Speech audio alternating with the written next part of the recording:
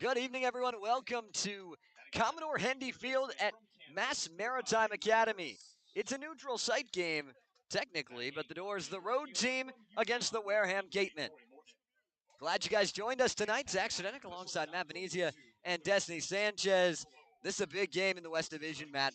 Falmouth really trying to put themselves in pole position to get themselves a playoff spot.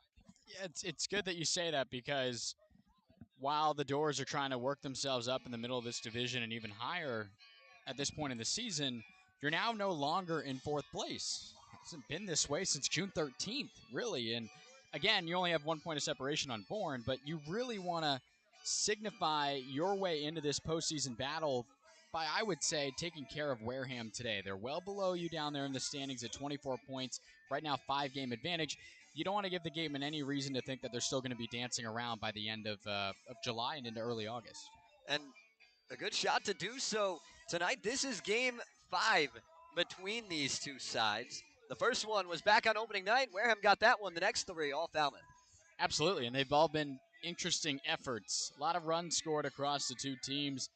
Falmouth being victors the last time, 8-6 at Spillane. So this is, as you mentioned, the third time Falmouth is the road team, but not today at Commodore Hendy Field, an all-turf field, Zach. So we were asking some of the guys, if they have turf spikes. Most of the guys didn't really know they were even going to play on a turf field while they were in the Cape. So most guys are wearing their tennis shoes out here. And all in all, it should be a great day for baseball. It's a beautiful view here overlooking the water. There's a nice marina. I'm excited. It should be fun. The guys were happy to be here during batting practice. It's a great park, and we'll get into more of the specifics of the intricacies of this park as the game goes on. But now we'll take you through the starting lineups for both sides, starting with the Commodores. Leading it off is John Spikerman out of Oklahoma. He'll play center field. Gavin Keelan moving back up into the top of the order. He's hitting second and playing shortstop. After a day off yesterday, Bazana moves down to the third spot with DeBarge getting the day off.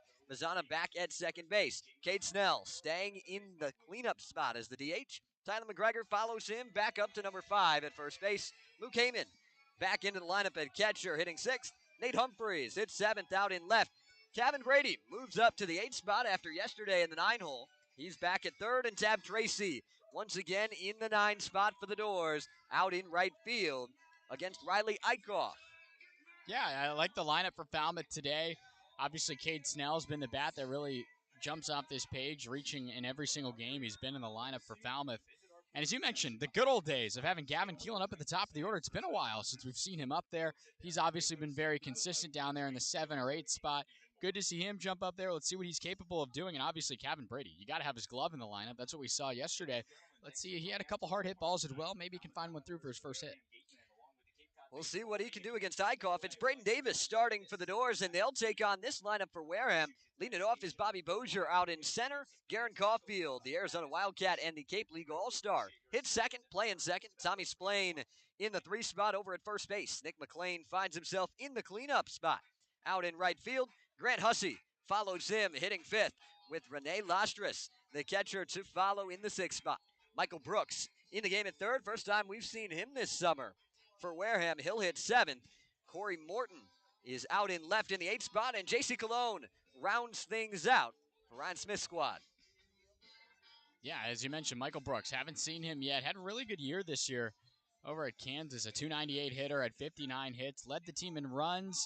Was top 3 in doubles. He's an extra base hit machine, so you got to watch out for him. He's going to be at third base today, as we just talked about. But a different face to this Wareham group that obviously offensive numbers are not a struggle for this team. It's been the pitching all year long that has certainly been a struggle for this group. So you can't underestimate, especially with Falmouth, quote-unquote, having the ace on the mound today. And Braden Davis, he's been a guy that, through all the different efforts that he's had, most consistently, obviously, in terms of finding those strikeouts early. The effort he had against Chatham was probably his best outing on the year.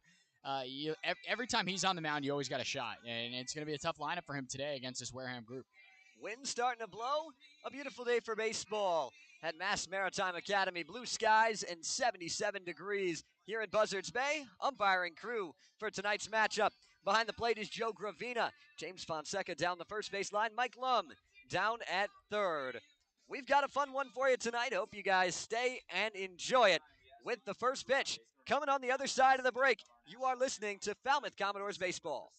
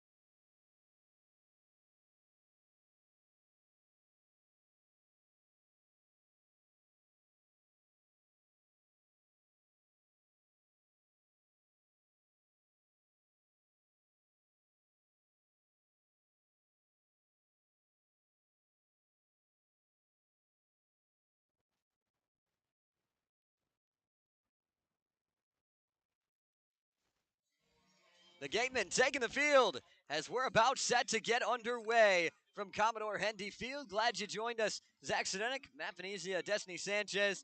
Hoping you're having a great night. We're having fun. Hopefully you guys will too as we get into this one. West Division matchup between the Doors and the Gatemen. About ready to get underway as Riley Eichhoff heads out to the mound, righty out of Coastal Carolina. Yeah, righty out of Coastal Carolina. Spent some time at UVA before transferring. I know him very well. I grew up in the same town as Riley Eichhoff. Struck me out in 8th grade way back in the day. Gave me a 6 fastballs. Came back from a 3-0 count. If that tells you any reason as to why I'm on the other side of the fence here, that's why. Hadn't seen pitches like that in quite some time. But no, Riley Eichhoff, good arm. Went to my rival high school. He's got good stuff. It's a fastball change and the slider to the righty's arsenal. But no, I mean, he's going to pound the zone. You got a lot of right-handed hitters in this lineup for the Commodores today, which is very atypical of this group. It's more balanced than usual. It's, again, just drive the ball when you get it in the zone, and good things happen. It's going to start with a switch hitter batting from the left side against the righty and Eichhoff in John Spikerman as the Doors try and stay hot against this Wareham team. They've scored a lot of runs in the games against this squad so far this year. I mean, you go back to it, they're averaging above 10 runs a game. Yeah, I mean, this summer, so far, the Commodores have scored 42 runs against this Wareham group. They have certainly taken advantage of one of the pitching staffs that is certainly not near the top in the Cape League, and sometimes that's how it works. At the end of the day, these are all some of the best collegiate athletes in the sport of baseball nationally all gathered here, and it's just the way it kind of works itself out. But again, you're going up against tough talent every day that you're out here playing baseball every day. And another opportunity here in this neutral site opportunity. I'm excited, Zach. It's going to be a fun game, and John Spikerman will get us going. Digs in from the left-handed batter's box. It's a turf field here at Maritime. And a dirt mound as Eichhoff stands on it from the wine. First pitch swinging, ground ball right side. Fielding on a couple hops by Caulfield. Flip to first, one pitch, one out for the Gatemen starter. Yeah, right at 6 p.m. Tries to jam him there with a little fastball. Kind of worked. As John just kind of rolls one the other way. It's going to be a routine play at second for that first out of the ball game. Now Gavin Keelan steps in. We saw him in the leadoff spot for most of the start of the year. Went down to 7, 8, 9 for a while. Now back up in the 2-hole. For the Doors, he's been swinging it well. Cape League All-Star coming off a day off yesterday. See what he can do here tonight. Eichhoff delivers. Keelan swinging the first pitch as well. Slices it foul down that left field line. It's not deep down the left field line. Just 300 down that line. Righties are probably going to have a good night tonight. I think so. And the Commodores are saying if the wind kind of turns itself around, it could be a Top Golf driving range tonight, given the short fence out there and left. The 0-1 from Eichhoff. Fastball just a touch outside. Evens up the count. Well, we've seen 3 pitches from him, 3 fastballs. That's what he likes to go to. Obviously, that's his most dominant pitch. But more often than not, even having the 3-pitch mix, he's going to still rely heavily on that fastball. Eichhoff gets the sign from Lastris behind the plate. Goes into the wine. Fires in a called strike. Gets himself ahead of Keelan 1-2. It's a nice backdoor breaking ball there to find the zone there on the outer third. Now he's ahead for the first time today. Couple of shakes from Eichhoff. Righty goes into the motion, the 1-2. Bounces into the turf, into the backstop. It's not a deep backstop at all here at Commodore Hendy Field. 2-2 count now to Keelan. Yeah. Cardinal is that slightly open stance. I was going to say, if we talk too loud, I mean, we could be heard behind the plate there from Joe Gravina. It's very close. 2-2, swing and a miss. Fishing on the breaking ball. Eichhoff with a good start. He's got 2 up, 2 down, and a punch out. Pulls the string. It's a good breaking pitch that he works down and in there to Gavin Keelan and starts in the zone, drops off there. You got to do what you can, especially as a lefty, to kind of golf that one as it's coming back towards you, at least to fight it off. And Keelan comes up empty for that second out. Here comes Travis Bazzana, Oregon State Beaver, looking to get himself going. Had a couple of good swings yesterday. Slices that one foul. Just a little behind the fastball. It's 0-1. Again, just another bat trying to get on that fastball in the first pitch. Same thing happened to Gavin Keelan in that left-handed box, is that he sliced it and was late on it. Bazzana taps the foot as he awaits the pitch. Lays off a back foot slider. Evens things up at 1-1.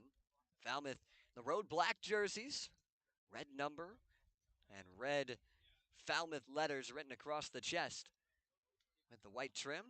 Gatemen in their red jerseys, the blue letters. Off speed outside from Eichhoff, and Bazana finds himself ahead in the count 2-1.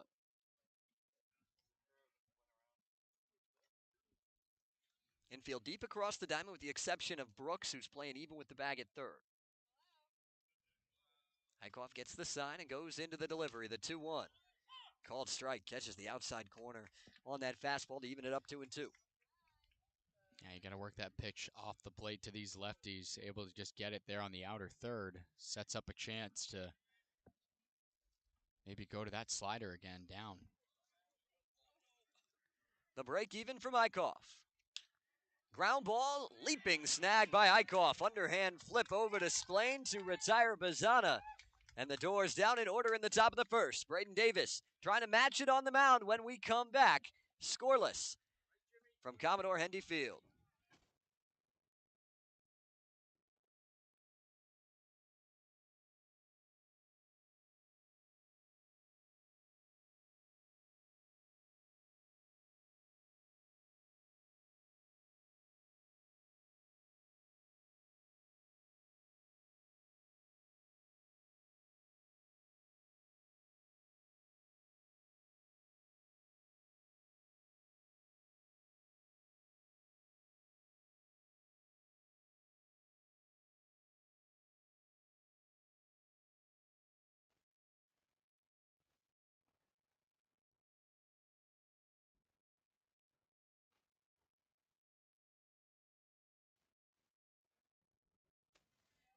Bottom of the first inning from Mass Maritime Academy. We're scoreless between the Doors and the Gatemen.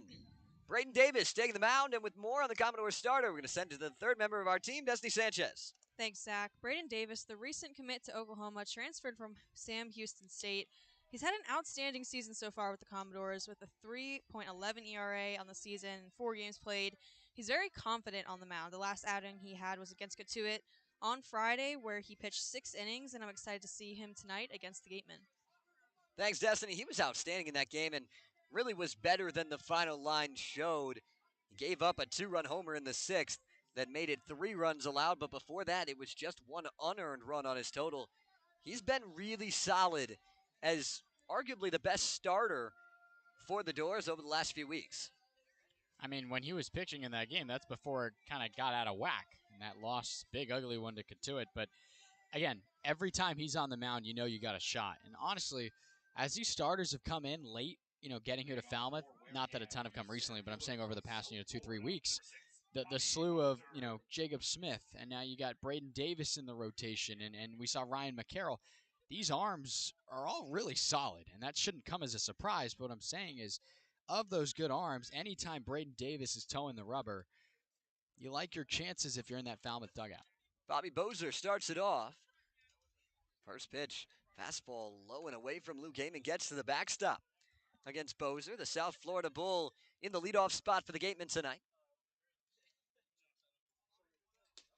Davis misses low again. It's 2-0. He's a guy that has had impeccable control this summer, trying to keep that up into this game.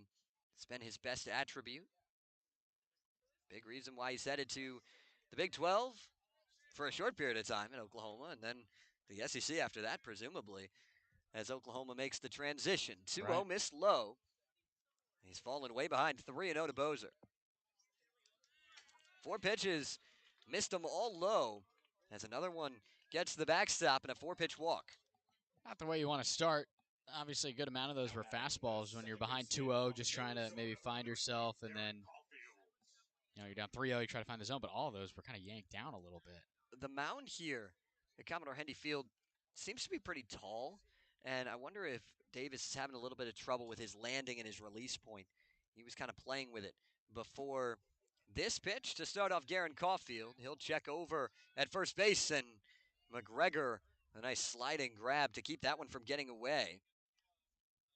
Davis trying to settle himself down here against this Gatemen team. Leadoff man aboard for Wareham in Bozer. 3-step lead. He's dancing off of first. Goes off speed, catches the zone with the breaking ball to get ahead of Garen Caulfield.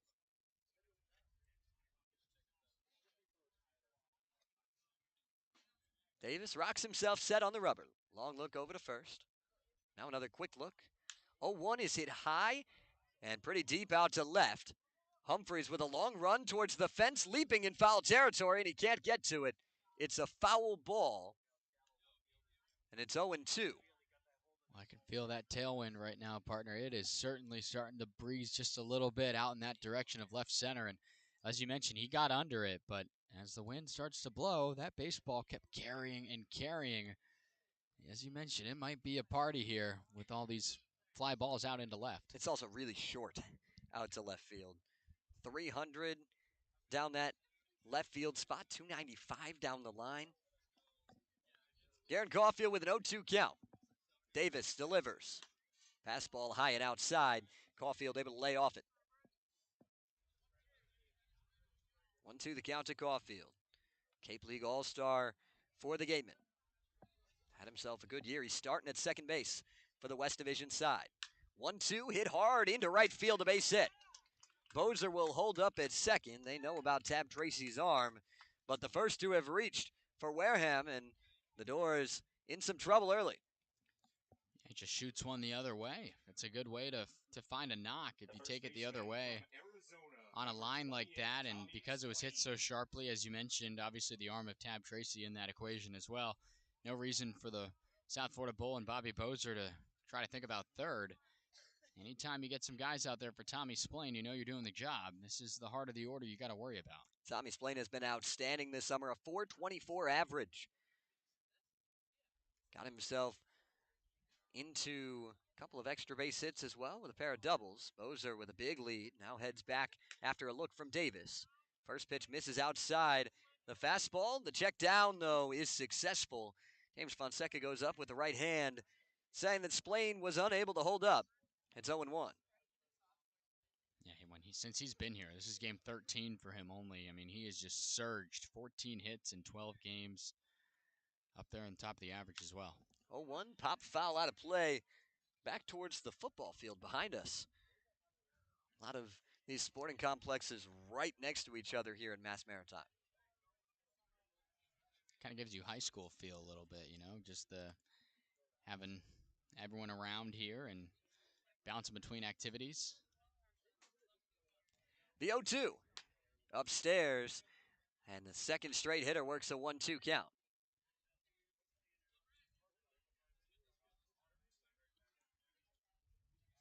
Davis trying to work his way through a jam. 1-2 count, scoreless in the bottom of the first. For the first two aboard for the Gatemen. Deep breath on the rubber, the 1-2. Outside again. Another 2-2 count. This is the second hitter in a row that he's gotten ahead of, but just trying to put somebody away. Yeah, it looks like the fastball is trying to get there on the outside away from Splain. It's a smart pitch to locate there because you don't want to give him anything you can turn on, especially out into the short fence and left. But he's just not locating that one there. A couple of those off the plate by good margin. 2-2 popped up. Just going to get out of play over our heads, slightly to the first base side behind home plate. Another 2-2 upcoming. Last time Splain took on the Doors was back on July 11th, and he had himself a pretty good night. Pair of hits, pair of RBIs. He gets on base. That's the reason the on-base percentage sits at .578 entering tonight.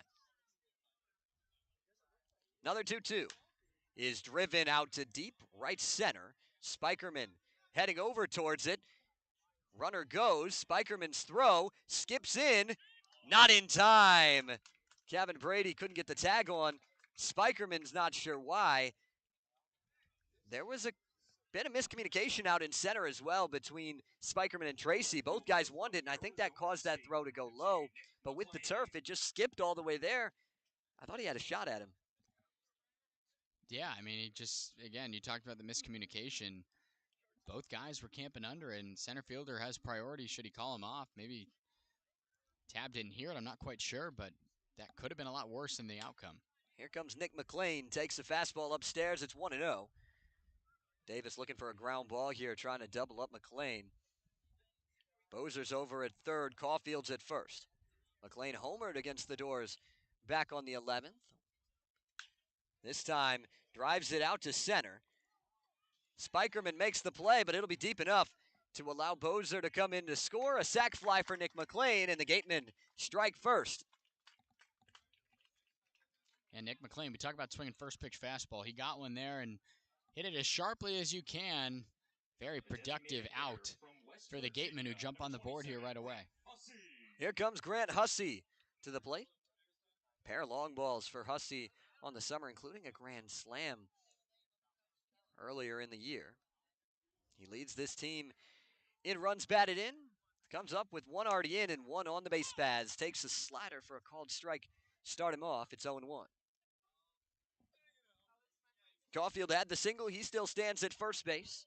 It was the leadoff walk to Bozer that came around to score after that sac fly. 0-1, popped up, slicing foul out of play. And Davis once again ahead, 0-2. Yeah, working a good pitch there to get the foul situation. Now, again, offering yourself another chance here to just leave it where it is. One strike away.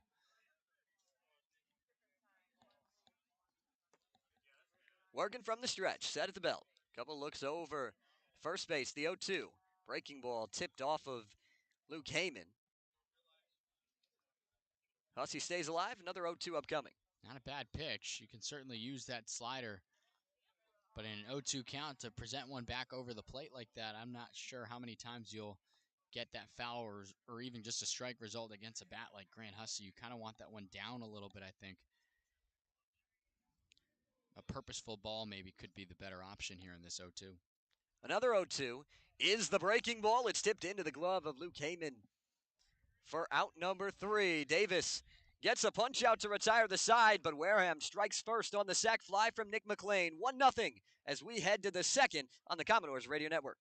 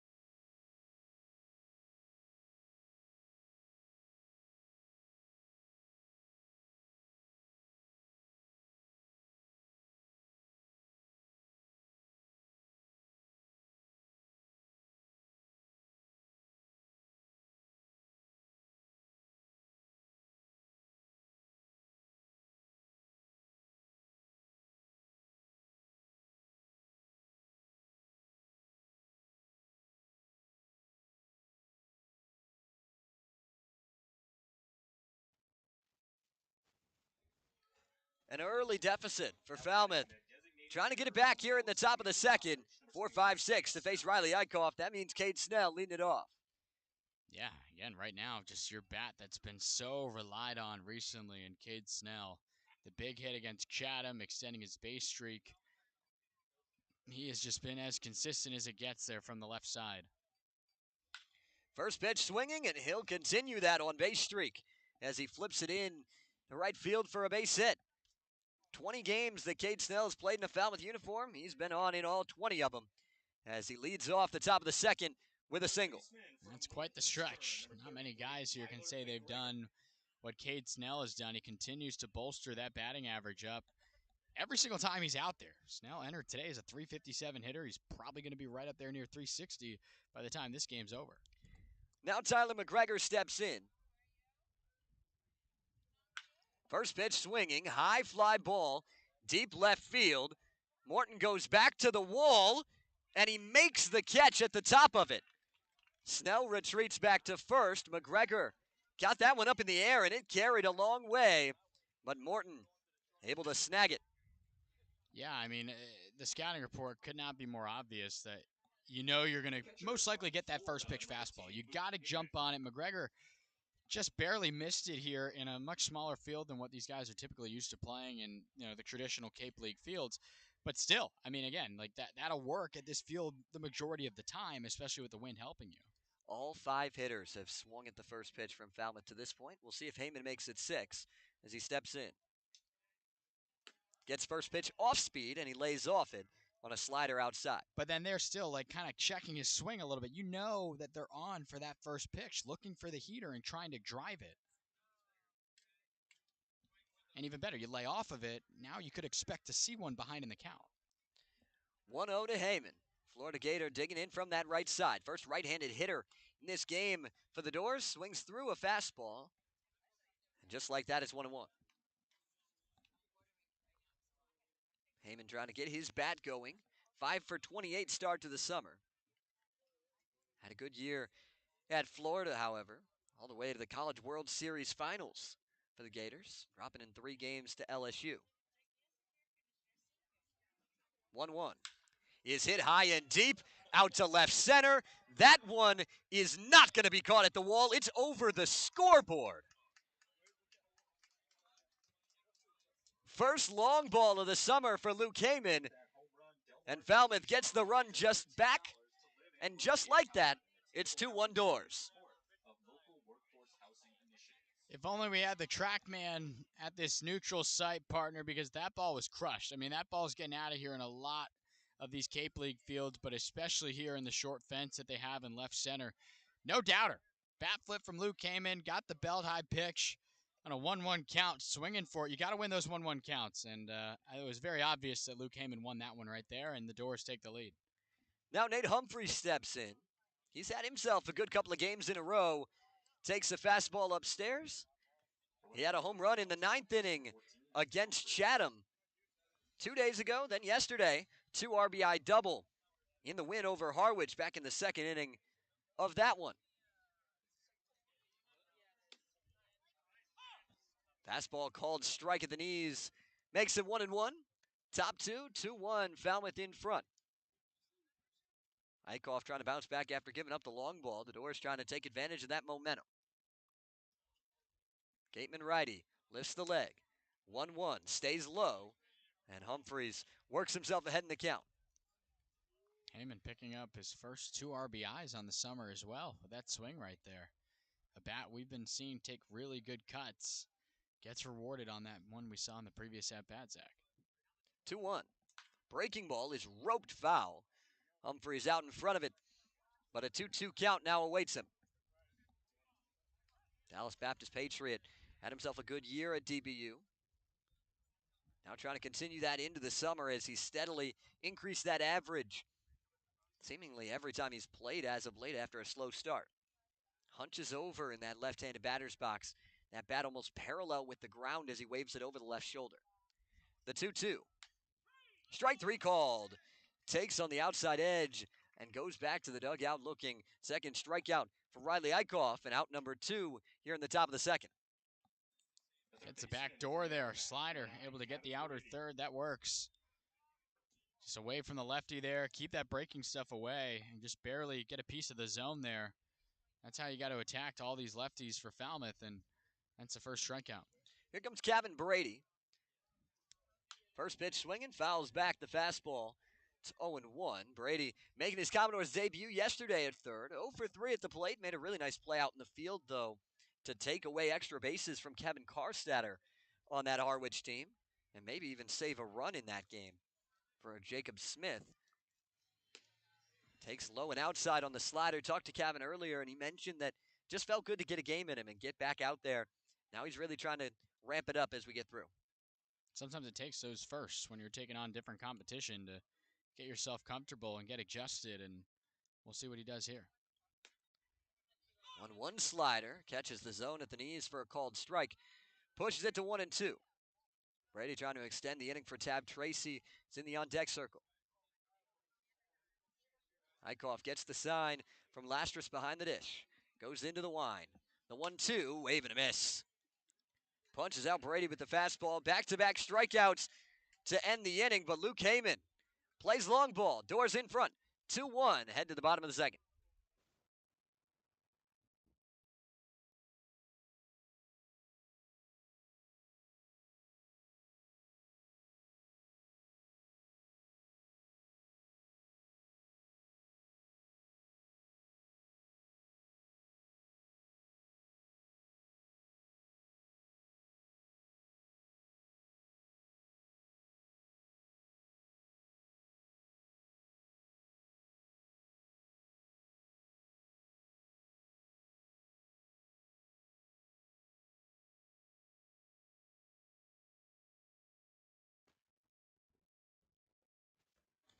Braden Davis back out to the mound, this time with a 2-1 lead after the Luke Heyman home run. Put the Doors in front. Before we get to the bottom of the second, Destiny Sanchez has a message from Cape Cod Healthcare. Cape Cod isn't just any community, it is our community. At Cape Cod Healthcare, providing exceptional, high-quality care for our neighbors and visitors is at the core of everything we do. From wellness initiatives to preventative screenings to leading-edge technology and specialized clinical expertise, our dedicated team is committed to delivering care that enhances the well-being of all in this special region. Cape Cod Healthcare congratulates the Cape Cod Baseball League on its 100th year anniversary and is proud to be this year's official healthcare sponsor. Learn more at capecodhealth.org. Cape Cod Healthcare, caring commitment community. Thank you, Destiny. 6-7-8 for the Gatemen. And that means started off is another former Florida Gator catcher in Rene Lastris. He's headed to Charlotte next season. Yeah, these two very familiar with each other, obviously. Spending some time in Gainesville this past year. That's the new nature of the game, sir. Transfer portal and finding different ways to be able to go take on different opportunity. Davis fires the first pitch high. Upstairs to Lastris, who's ahead in the count. It's 1-0. It was a leadoff walk to Bobby Bozer that eventually came around to score, but Davis settled in. Fires a fastball in to even it up at 1-1. Lastris, 160 average on the summer to this point, 4 for 25. 1-1 is hit hard, but pulled foul down the left field line.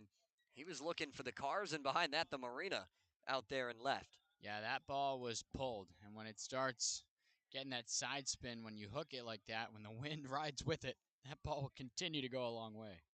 1-2, breaking ball outside. Lastris thought about it, but lays off it. Evens it up 2-2. The Florida Gator battery nearly could have just done it right there, at least the Florida Gator battery this past year.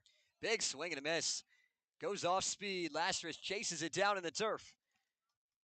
Second punch out for Braden Davis, and one away here in the bottom of the second. I like the approach so far against these right-handed hitters of Wareham. Loaded, just trying to obviously have the matchup advantage with all the righties in the box against the lefty and Davis, but attack with that breaking pitch down in the zone. You'll get a lot of swing and misses. Michael Brooks holds up on a first pitch breaking ball that gets to the backstop. It's 1-0. Kansas Jayhawk, 3 for 13 start to the summer on the Cape. Davis working from the wine. The lefty delivers fastball called strike to the inside corner of the right-handed hitter in Brooks. Got a lot of righties in this lineup, 7 of them, and then the switch hitter. Just the one pure lefty. Change up out in front, and swinging through it is Brooks. It's quickly 1-2. Davis doesn't take his time up there on the mound. He's ready to go and right back into the motion. The 1-2. Swing and a miss. Elevates the fastball and sends him back to the dugout. 3 straight punch outs dating back to that first inning for Braden Davis. 2 up, 2 down here in the second. Yeah, he looks much more comfortable. Anytime Braden Davis is going, you know that because, one, again, he's back on the mound. He's ready to roll quickly. And 2, because he gets ahead in counts, he likes to work backwards a lot. And you saw it right there. It goes with the 1-2 fastball upstairs in a count or a spot where you could probably go to either your other breaking pitches to fool a batter. Corey Morton squared a bunt, pulled back, took a called strike on the inside edge to start off this AB. 0-1, jammed him, foul back into the screen. And once again, Davis ahead in the count 0-2. Lefty works from the windup on the third base edge of the rubber. Gets the sign from Heyman and goes into the motion. The 0-2. Fastball down below the knees. Brooks lays off to stay alive. Another example there of trying to work backwards and show a different look than what you've done previously, and now you've had 3 straight 1-2 counts. The 1-2 to Morton. Bounces in, he lays off it. Another 2-2 count. Infield is deep across the diamond here, trying to play some turf that normally you think turf is quicker, but here at Mass Maritime, it was a little slower today in BP. Fastball spiked into the turf, runs it full 3-2. Good AB worked by Morton. Just his second appearance with the Gatemen, 0 for 4 on the summer. He had a golden sombrero in his debut, Matt, 0 for 4 with 4 punch-outs. The 3-2, and he'll work a walk. Finds his way on base. Davis looked like he slipped on that one, messing with the dirt after it. And the inning will continue for the shortstop, J.C. Cologne. Yeah, the plant leg there just wiped out, and he certainly slipped. On his way down, literally slapped the dirt because that ball, when it was released, spiked halfway to home plate. And that's tough. And, again, trying to get adjusted. Every mound, and, a lot of these guys, the outfielders, have to get used to, where the corners are, and they walk around and get a feel for it during batting practice. It's no different for a pitcher and where they're pitching from. Stays upstairs on the first pitch fastball. It's 1-0. Morton's over at first. J.C. Cologne at the dish. Shortstop out of Missouri, native of Carolina, Puerto Rico.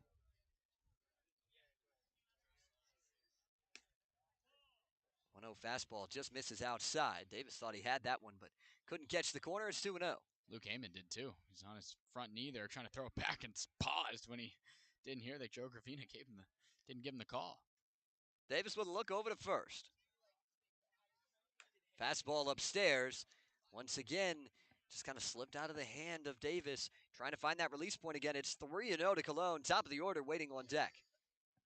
Also doing a lot of wiping his hand on his pants right now. You can tell. It's a warm day today. That's just the conditions, but might just be a little slick in his hand getting the baseball out. 3-0 upstairs. A 4-pitch walk.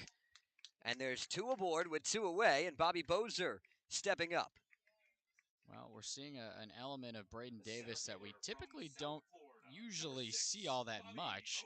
Most amount of walks he surrendered was in his last start, 3 in that Katuitt game. He went 6 innings in that effort before it got out of hand. But he's already matched that total, and it's a second inning, first time through the order. The second time through the order starts right now as Bobby Bozer steps up. First pitch, goes to the slider, gets a called strike. To start him off, it's 0-1. Bozer walked and scored in the first. Now Davis trying to leave a pair on the base paths. Morton's at second, Cologne's at first. Couple looks back to Morton. 0-1, swing and a miss. Out in front, went back to the off speed, and this is what we're used to seeing from Davis. It's quickly 0-2. And he's gone to 2 straight sliders instead of trying to work that fastball. The fastball has been the one that for some reason he hasn't been able to get ahead with on that first offering. Back-to-back breaking balls, finds himself in a spot to get that last strike. Deep breath as he comes set. The 0-2. Swing and a miss. Goes to the hitter, punches him out. 4th strikeout for Davis. Works around the pair of 2 out walks. It's 2-1. Falmouth in front, headed to the 3rd. This is your home for Falmouth Commodores baseball.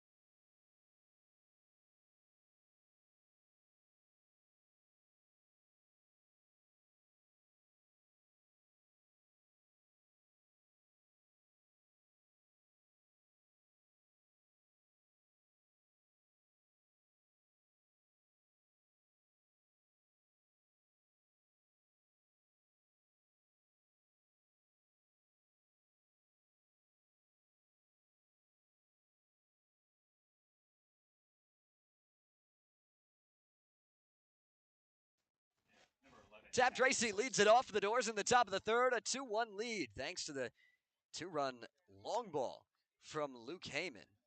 One was destroyed over the scoreboard out in left center. That's what got Falmouth on the board.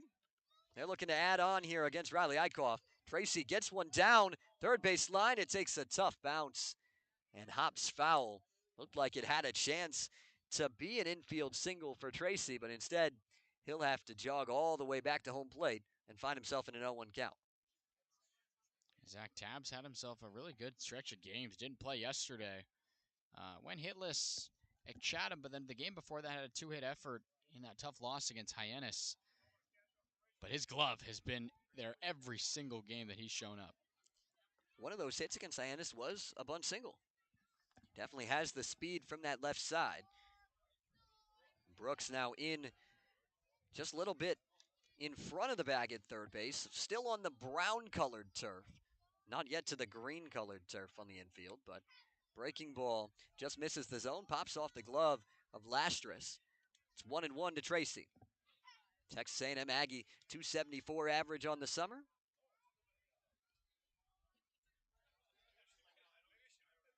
Eichhoff into the motion, right leg kick, 1-1. Fastball hit the other way to Brooks. Fields it on the hop at the belt. Throw across, just in time to get Tracy by a step for out number 1. Yeah, you shouldn't get any weird hops on a field that's all turf. Pretty much going to hop consistently all the way, and right there on the backhand, Brooks makes that play, steps into the throw. Taps got good speed working down the line there, but that is the first out. Here comes John Spikerman. He grounded out to the second baseman, Garen Caulfield. Back in his first debut on the first pitch of the game in the top of the first. Now takes a called strike to start things off here in the top of the third. Sun is going behind some clouds here as it darkens the field of play. Eichhoff still trying to work all the same. Spikerman, that back of the left-handed batter's box, takes a slider inside, evens it up. One of the fastest guys in the Cape League, can really fly out of that batter's box. Anything on the ground is always going to be a tough play to retire him. 1-1 is hit on the ground, but a nice job by Eichhoff to snag it. And the flip in time to retire him. 2 up, 2 down on a pair of groundouts here in the top of the third. That comebacker a little bit easier than what Bazana gave Eichhoff. He had to leap for the one against Travis, but this time just kind of right back to him. You know, you talk about pitchers, when they come through their follow-through, they're supposed to be relatively set. You know, when you come through and you release a baseball, then it's almost like you break down and you're ready to field a ball. Tough from that close to the home plate area, but that's exactly what Eichhoff did there to be able to field that ball and deliver the throw. First pitch slider outside to start. Gavin Keelan tried to go to the back door against the Commodores shortstop. Couldn't catch it. Keelan was a strikeout victim back in the first. Looking for a better result here in the third. Eichhoff stands straight to the plate, then turns on an angle. Fires in a fastball for a called strike. 1-1 to Keelan. Cape League All-Star hitting .308 on the summer. Mentioned he had the day off last night. Came up and joined us on the broadcast at Gov Fuller Field. Had a lot of fun having him up there. 1-1, swings through it. Finds himself behind 1-2. Travis Bazana's on deck if Keelan can keep the inning alive. 2-1 Falmouth in front. Here in the top of the third from Commodore Hendy Field. 1-2, strike 3 called. Goes down looking. Fourth strikeout for Riley Eichhoff. And he works a 1-2-3 top of the third. Braden Davis looking to do the same in the bottom half when we come back.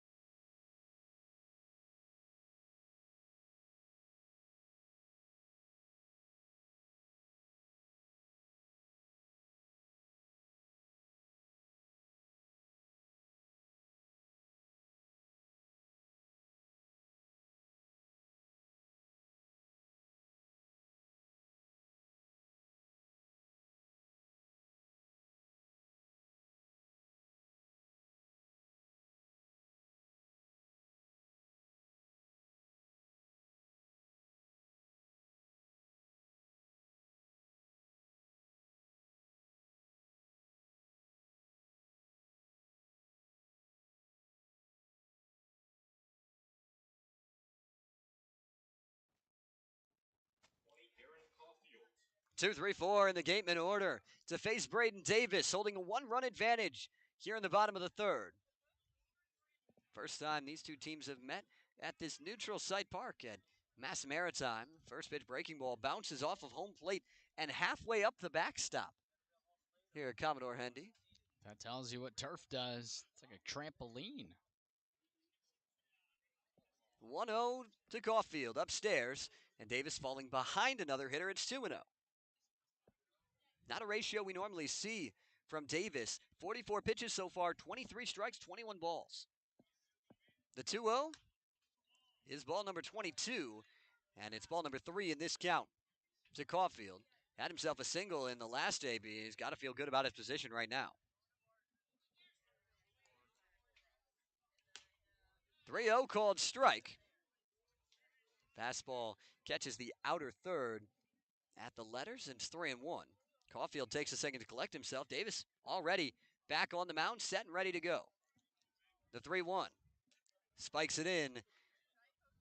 Spinning off, frustrated with himself. A fourth walk issued by Braden Davis, and the leadoff man is aboard once again for the Gatemen. And it's interesting because we haven't quite seen this from Eichhoff on the other side, kind of losing his balance a little bit and not really having too much of a feel out there. Obviously, the Gatemen I believe they've used this field before for some neutral site games in previous seasons. But again, everyone's different. It's not like Eichhoff pitched in every one of those games. I think this is all new for everyone, but it seems like it's bothering Gabe Davis a little bit more. First pitch missed inside to Tommy Splain. Davis gets a fastball tipped into the glove to even up the count.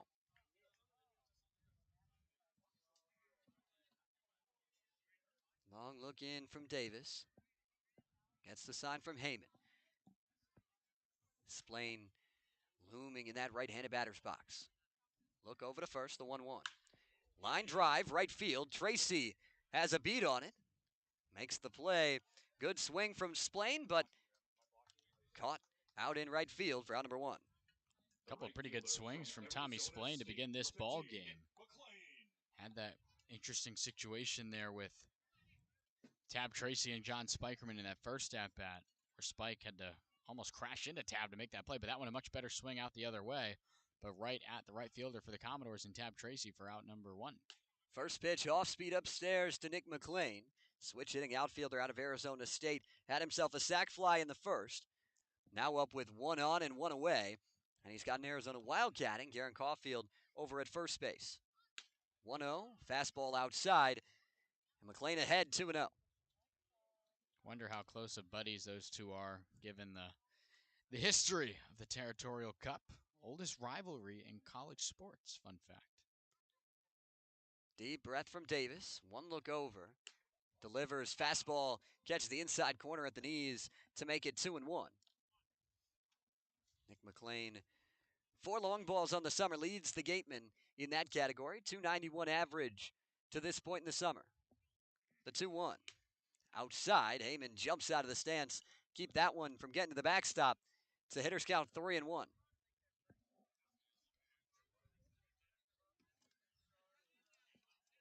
Outfield playing pretty deep against McLean. Slight bend to the knees from the right side. 3-1, bounces in, ball 4. The 5th walk issued by Davis as he continues to struggle to find that release point and find that landing spot on that mound. Very different field than the Gov or even Spillane for that matter, but this is starting to have the feel of what the Gatemen did to the Commodores in the Doors' first win of the season against this Wareham team.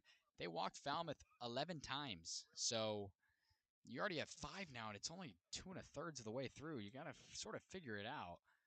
But you would think that through this many batters now, you can kind of maybe get a feel for where you need to land or getting comfortable up there, but 5 walks nonetheless.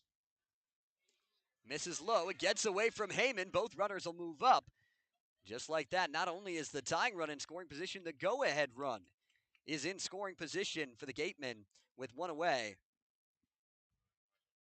It's Grant Hussey trying to add to his RBI total. He's got 23 of them. He was a strikeout victim to end the first. He's ahead in the count 1-0. Davis delivers. Fastball called strike to even it up. Not a deep backstop, but it is a chain link fence back there as long as it gets above about shin level. And if it does, you never know which way it's going to bounce. It could bounce right back to you. It could bounce all the way up the baseline. 1-1, fouled back out of play, and Davis has settled himself down to get back ahead in the count 1-2. Yeah, it's a good response. Attacking in this left-on-left matchup with a fastball on the inner third here to Grant Hussey, who historically this season has not really done that well against the Commodores. The Doors have matched up against this big bat very, very well. The 1-2. Upstairs on the fastball, evens it up. Caulfield's at third, McLean's at second. Both reached on walks. Karen Caulfield's first inning single, the lone hit for the Gatemen to this point, but 5 walks worked by this Wareham team. Team that works more walks than anybody else on the Cape. 2-2, swing and a miss on the breaking ball down in the turf. Heyman does have to throw down to complete the out, and he'll do so after looking Caulfield back. A big punch out for Davis and 2 away. It's another strikeout there against the Commodores for Grant Hussey. Officially now 2 of 14 to start this season against this Falmouth team. The Doors have had this big bat out of West Virginia's number, and that's a massive second out. I mentioned that the Gatemen walk more than any team on the Cape. They also strike out more than any team on the Cape, and it's not been particularly close. The Doors pitching staff strikes out more hitters than anybody else as well. Recipe for success for the Doors right now. Pitch runs inside to Rene Lastris to start him off. It's 1-0. He was a strikeout victim in the second. The second of those 3 consecutive strikeouts, Hussey, Lastris, and Brooks, that were dealt out by Braden Davis. Still 2 in scoring position. 2-1 Falmouth lead in the bottom of the third. 1-0 breaking ball sent straight back to the screen. Evens it up, 1 ball, 1 strike. Lastris still sporting those Florida Gators cleats and that Florida Evo Shield shin guard on the front foot, as well as the College World Series logo on the back of the helmet. Davis still working from the stretch. The 1-1, off speed, laid off by Lastris. 2 balls, 1 strike.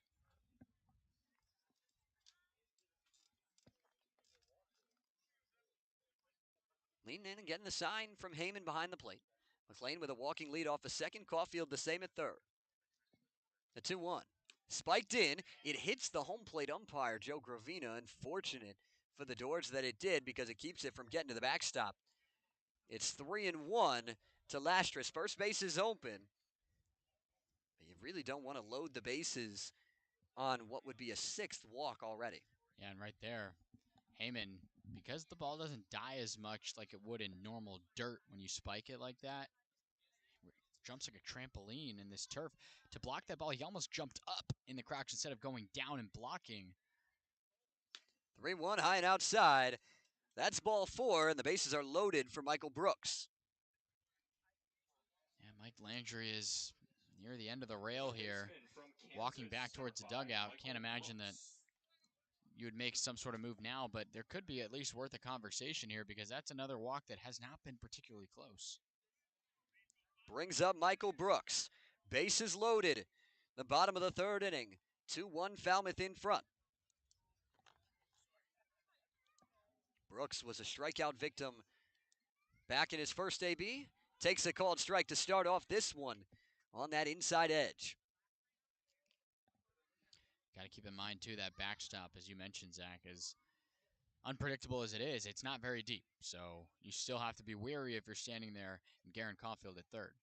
Big swing and a miss. Went to the changeup and had Brooks way out in front. It's 0-2. Davis left a pair of Gatemen standing on the base paths in the second, trying to leave them loaded here in the third. Couple of shakes, and now comes set. The 0-2 pitch. Swing and a miss. Punches out Brooks to retire the side. 6 strikeouts for Braden Davis. He leaves the bases loaded with Gatemen in the third. 2-1, Falmouth in front on the Commodores Radio Network.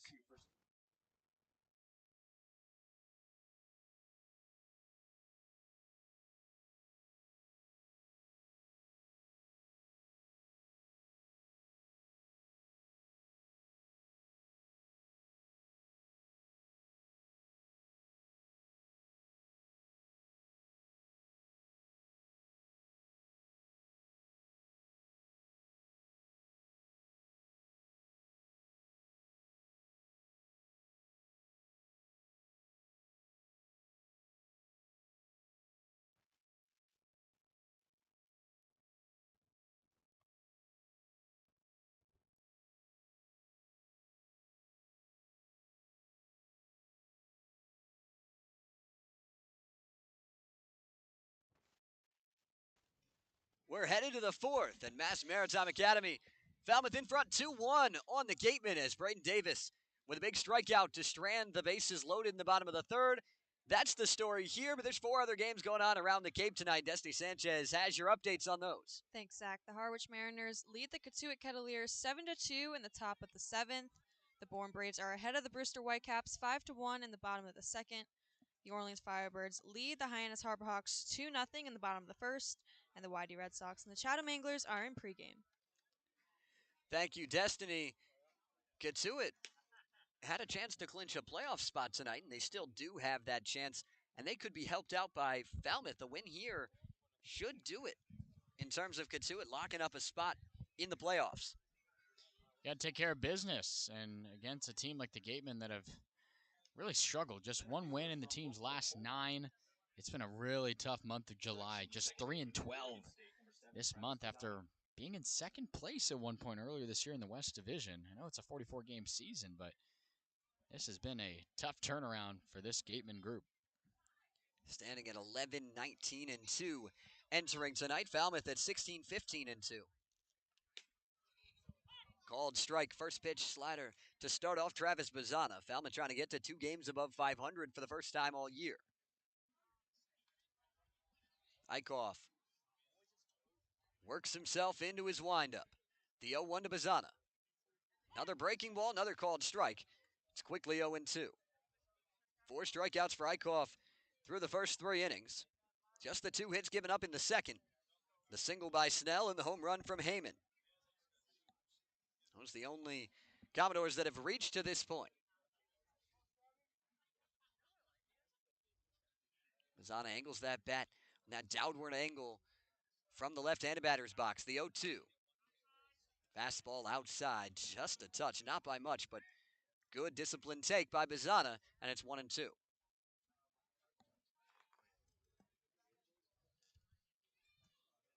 Oregon State Beaver has been so good all summer long for the Doors, trying to get on as a leadoff base runner here. Breaking ball hit on a hop to first. Took a tough hop. Splain trying to recover to it, not in time. Bazzana beats it out. We'll see what the ruling is. It was hit really hard, but right at Splain, and that ball took a big hop off the turf and ate him up. Yeah, I think that's going to be an infield knock if I had to guess here, Zach. Just a real sharp hit, reactionary, very tough over there for Tommy Splain. Having to get down on 2 knees there to try to keep that baseball in front of him. And that is what the ruling is, and very well deserved, obviously, with how good the baseball has been seen by Travis Bazzana. That's tough to react like that when the ball jumped off the bat like that on the pull side. And a leadoff base runner for Falmouth. And after that leadoff base runner, that sets up a meeting. Ryan Smythe coming out to talk with Riley Eichhoff. Trainer also walking out there. Wonder if they're actually going to look potentially at Tommy Splain.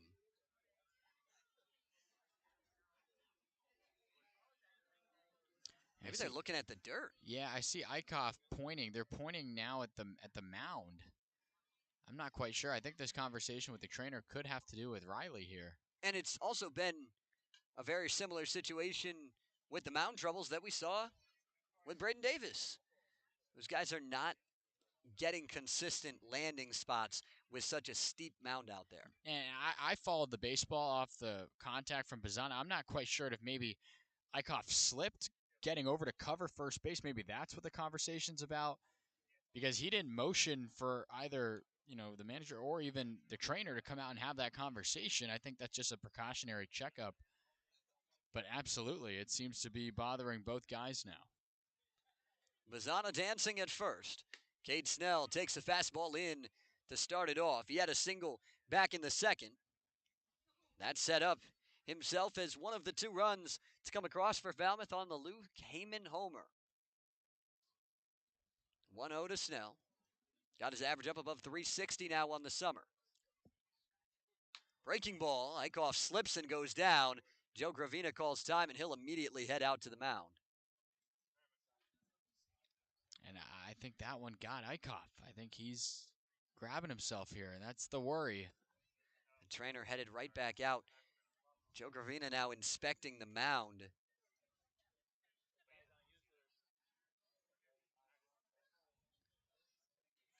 they're going to talk things over the training staff. Yeah, you got to be really careful here. That's what's interesting about sites that obviously are not. It's approved by the Cape League to play here, but this isn't a traditional home for any of these teams. So you want to be extra careful here with not wanting any of these athletes to get hurt.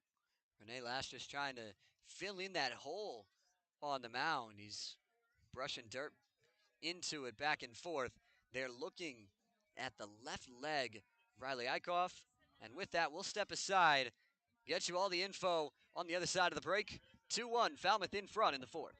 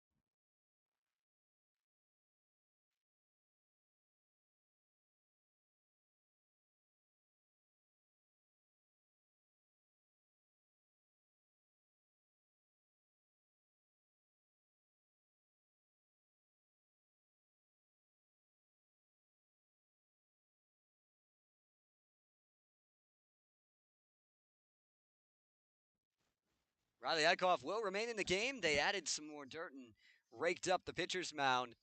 He looks to be okay. He's going to get back to action. 2-0. Fires one right down the middle. As he finds the zone, it's 2-1. Yeah, Zach, there was a much more noticeable hole on that mound. And when they brought the rakes out, they were raking dirt from behind the pitcher's mound on the other side, going back towards the infield grass, towards second to fill in. They did a lot of work on the mound. Pizzana back in safely. He was dancing once again over at first. He's got that unique way of leading off at first base. He'll bounce himself back and forth to try and time up going towards second base with the pitcher. He's yet to be picked off. They'll check on him again. This time he dances back in, standing up ahead of a tag.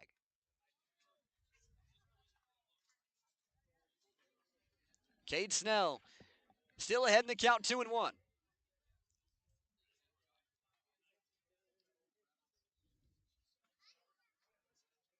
Long look in, the 2-1. Hit high, out to right field, not too deep. And now moving towards center, Bozer comes in to make the play as the first man retired. Just got underneath it there for that first out. Don't see that too often from Cade Snell with the way he's been swinging the bat. But as you mentioned, first out. Now Tyler McGregor stepping in. First baseman out of Northeastern Had a fly out to deep left center in his first at bat. Takes a called strike inside. Starts him off 0-1.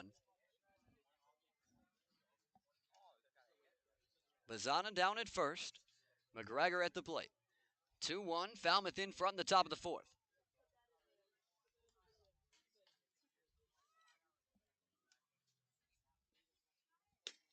Fastball down and in. Lastris sliding over to make that grab. Evens it up 1-1. 45 pitches to this point in the game for Eichhoff, 30 of them strikes. He's pounded the zone, and the Doors have been aggressive early in these counts. Check back on Bazzana. He was only a step off the bag. He jumps back to it. Another 1-1 count. Bazzana being held on by Tommy Splain over at first. 8 stolen bags already for the Beaver on the summer. 36 at Oregon State this season.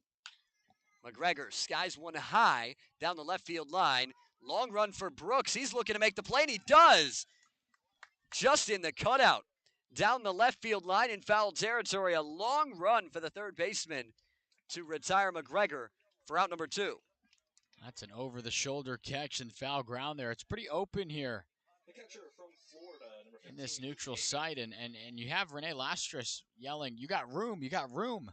Because when you're running like that, trying to track the baseball, you're not necessarily looking, or you don't want to take your eye off the ball to look to see where the wall is or where you're going to run out of real estate. And that's what the catchers are supposed to help you do, and that's a big play. Now Luke Heyman. Same situation he was in last time in terms of base runners, as a pitch out on the first pitch. Fastball upstairs, and Bazzana not going. Oh, it's 1-0, but Heyman had a man on. The last time he was up, there was only 1 out in that spot, but this time with 2 outs and a man on first base. Trying to repeat his effort from a time ago. Takes called strike at the belt to even it up. 1 ball, 1 strike. Commodores catcher. Yeah, that one was up a little bit, Zach. Heyman. Those aren't the ones you want to attack. Those are not the ones you want to swing at. Let that one be called for now, but you keep it in the back of your head that if you see another fastball in that spot, it's probably worth at least fighting off. Bazzana takes off. 1-1, swing and a miss. Throw down, not in time. It gets into center field as it hops over the glove of Caulfield. Another stolen base for Bazzana. A man in scoring position as Falmouth looks for some insurance. Yeah, why not? Set up the opportunity, even with 2 outs, for the guy that's got both RBIs today. Anything through with Travis's speed, and the Doors should have a 2-run lead. 1-2 is the count to Heyman. Wide stance from the right side. Bends the knees, bends his bat back over the right shoulder. 1-2, breaking ball, cut on and missed. Went down fishing for the slider. 5th punch out for Eichhoff. The Doors get a man in scoring position with 2 away, but nothing more. Still a 1-run Falmouth advantage, headed to the bottom of the 4th on the Commodores Radio Network.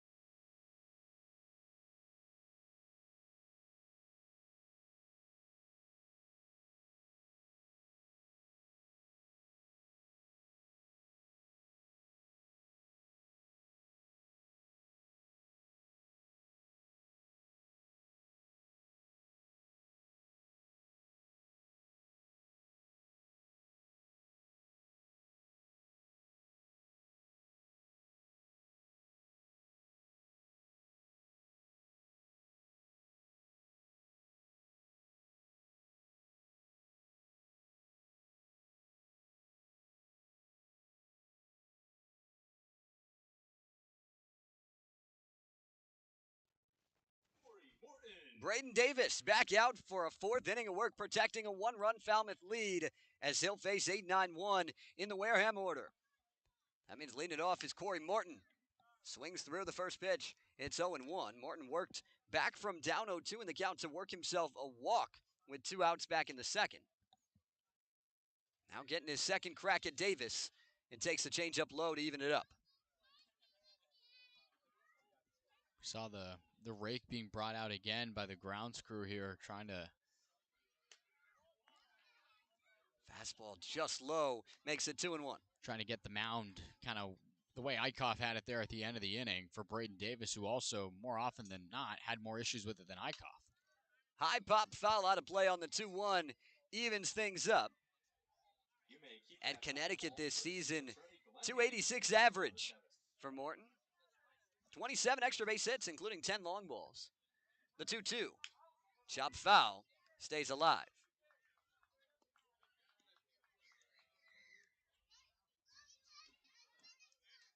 Had himself an outstanding 2022 season, though. 411 average for the Huskies.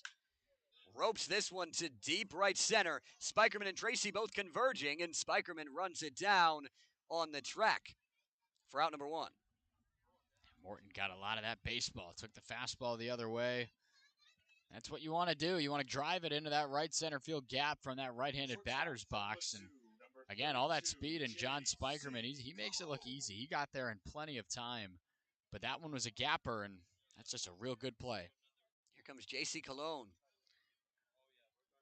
Squares to bunt on the first pitch, comes up empty. It's 0-1.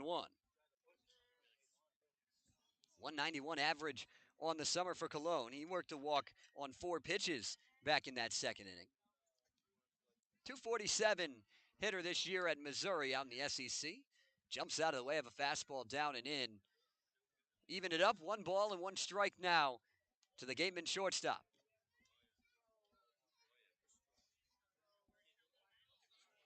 Davis working quickly, goes off speed, and it's tipped back to the screen. Makes it 1-2. Davis trying to find his zone again, working third base side from the windup. Southpaw delivers the 1-2. Pop foul back to the screen once again. Cologne stays alive. He split time between shortstop and third base this summer, along with Sebastian Murillo, who's been the main shortstop for this team. 1-2, one shortstop grounds it to another. Keelan on a shin-high hop, fires on the run in time to retire Cologne for out number 2. Pretty routine play there from Gavin Keelan. No weird hops for him to have to worry about here in this all-turf playing surface we have here. But on the short hop, able to just play that one on the scoop and run, and delivers a dart across the diamond for that second out. Lineup card flips again, and Bobby Bozer steps in. His third time seeing Braden Davis. Chops one off his foot on a first pitch slider. It's 0-1.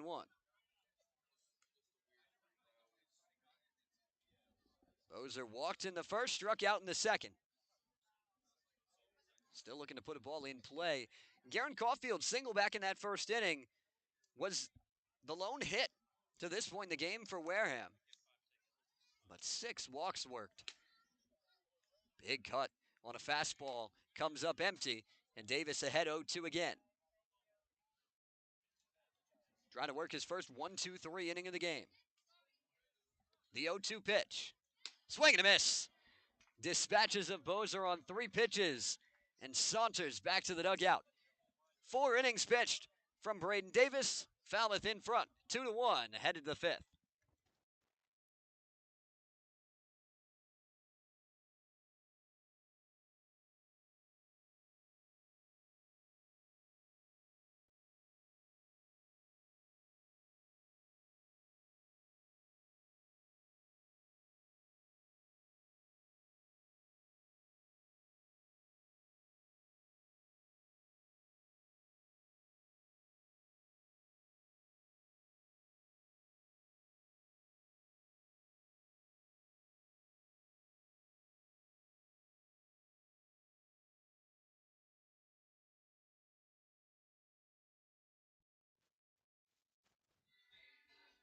Falmouth with a 2-1 lead over the Gatemen, headed to the 5th inning here at Commodore Hendy Field on the campus of Mass Maritime Academy.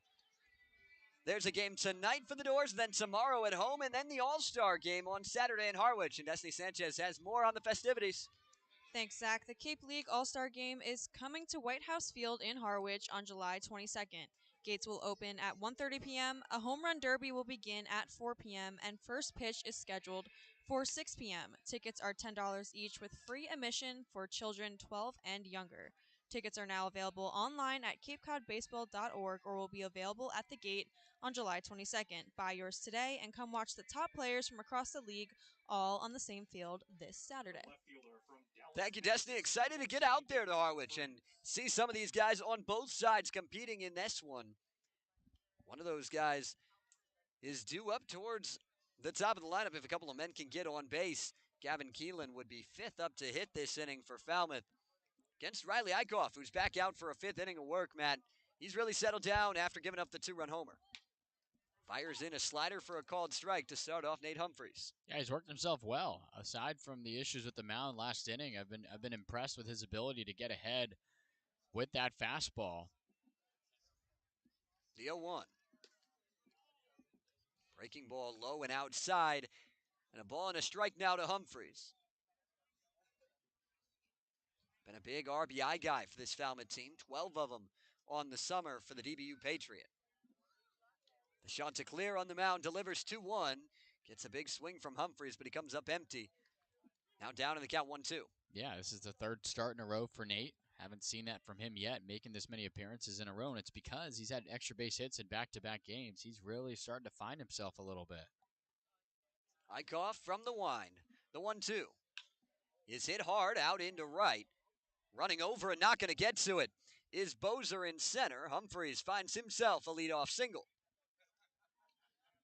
Ball just kind of died on the turf out there, Matt. Yeah, it did. I think the outfielders, Bozer and McLean, were trying to round it, but it kind of just, as you mentioned, it's like he took out his lob wedge and was trying to get some backspin on that one or something. I mean, he just kind of collapsed out there. He wasn't booking it around, trying to maybe turn that into 2, but still, it took a while for the Gatemen there to retrieve it and get it back in on the infield. Now Kevin Brady squares to bunt. He gets it down. Tough play for Eichhoff, spinning, going to second, and they'll get Humphreys. A nice job by Riley Eichhoff, taking a risk immediately, spinning around and firing to J.C. Colon at second, who was there to get the lead runner for out number 1. I mean, pitchers are athletes too. I mean, that's a tough play on 2 hops for Eichhoff, grabbing it on his backhand, and he spins and still delivers a sharp throw. That's a really, really good play to attack the lead base runner and keep the situation where it is and just add an out to the scoreboard. Check over on Kevin Brady at first base. Not in time. He's back in on a dive. 10 stolen bases at Wheaton College this season.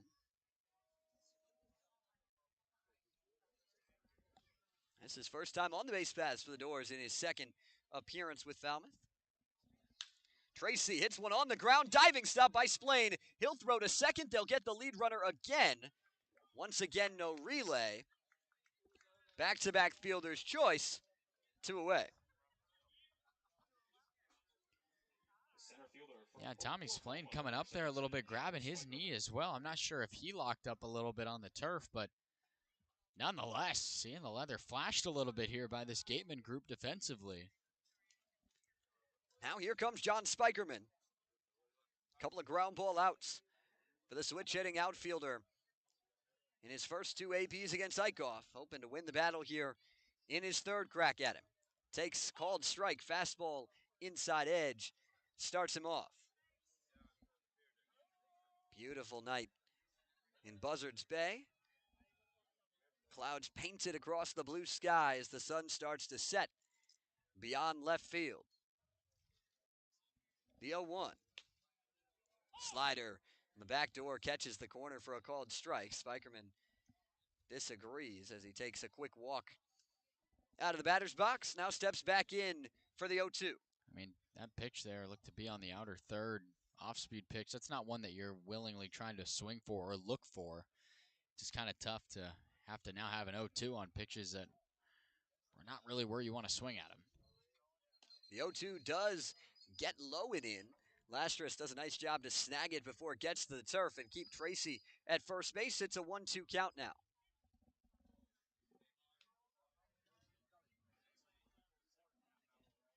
Eichhoff takes a deep breath, lifts the hands over the head as he brings himself into his position on the mound. Comes set at the belt. Spikerman widens the stance, chokes up on the bat with 2 strikes.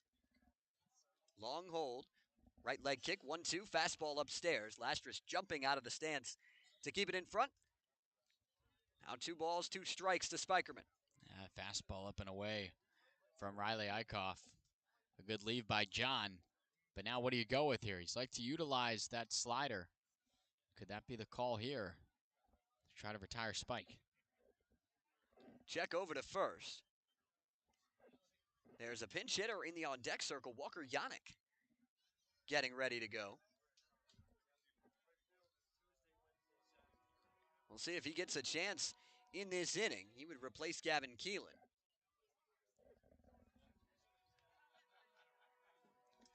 2-2. Swing and a miss. Spikerman goes down swinging. Eichhoff with a pretty solid 5 innings of work for the Gatemen. But his team still trails by a run. We're halfway through from Buzzards Bay. 2-1, Doors in front.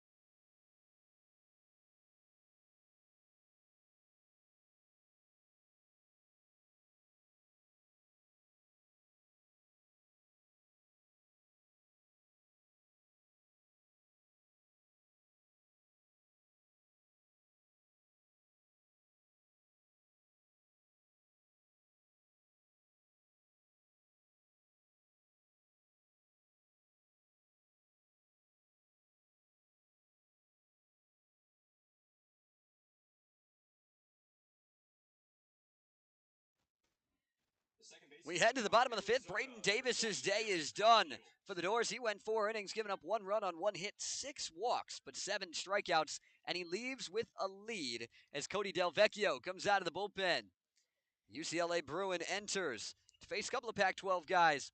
Here due up, 3 straight of them, starting with Garen Caulfield. The Arizona Wildcat takes a slider low and outside to start off. It's 1-0. Del Vecchio in his 3rd appearance out of UCLA. Had a good freshman season. Fastball ripped into center, and Garen Caulfield has a better AB. Leadoff man aboard for the Gatemen. Yeah, I mean, you talk about a situation here for Del Vecchio. Hasn't had too much entirely to work about because in his previous 2 appearances, he's been a lot of mop-up role. You know, the game against Katuitt, the 12-5 loss, then again the other day against Hyannis in that 10-2 defeat. Now he's in with the lead. He could now, in theory, be in line for the win now as the most effective relief arm. He's got a chance to have a better situation for a hold spot. He's got Tommy Splain at the plate. Fastball outside, it's 1-0. Also, substitution. Gavin Keelan is out of the ballgame. Walker Yannick enters to play 3rd base with Kevin Brady moving over to short. First time we've seen Yannick anywhere but catcher in the field this summer. Fastball fouled back by Splain makes it 1-1. Caulfield over at first. He's reached all 3 times. Pair of singles and a walk. He has both hits for the Gatemen to this point. 2 runs on 4 hits for the Doors, 1 run on 2 hits for the Gatemen. Some good pitching from both sides. Eichhoff and Davis finding their way out of jams. Ground ball, Bazana moving towards first, and he'll make the throw to first base. So Splain moves up the runner, but Bazana does retire him for out number 1. That's a really good decision. That's a mature move by Bazana. Even with his freakish abilities in the field, you know, he's moving the entire way before fielding that ground ball.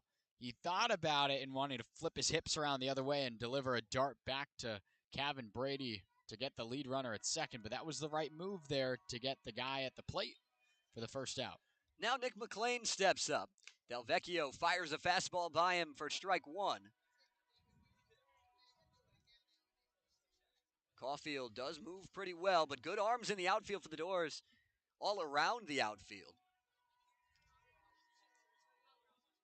Del Vecchio lifts that right leg, fouled back to the screen. It's 0-2.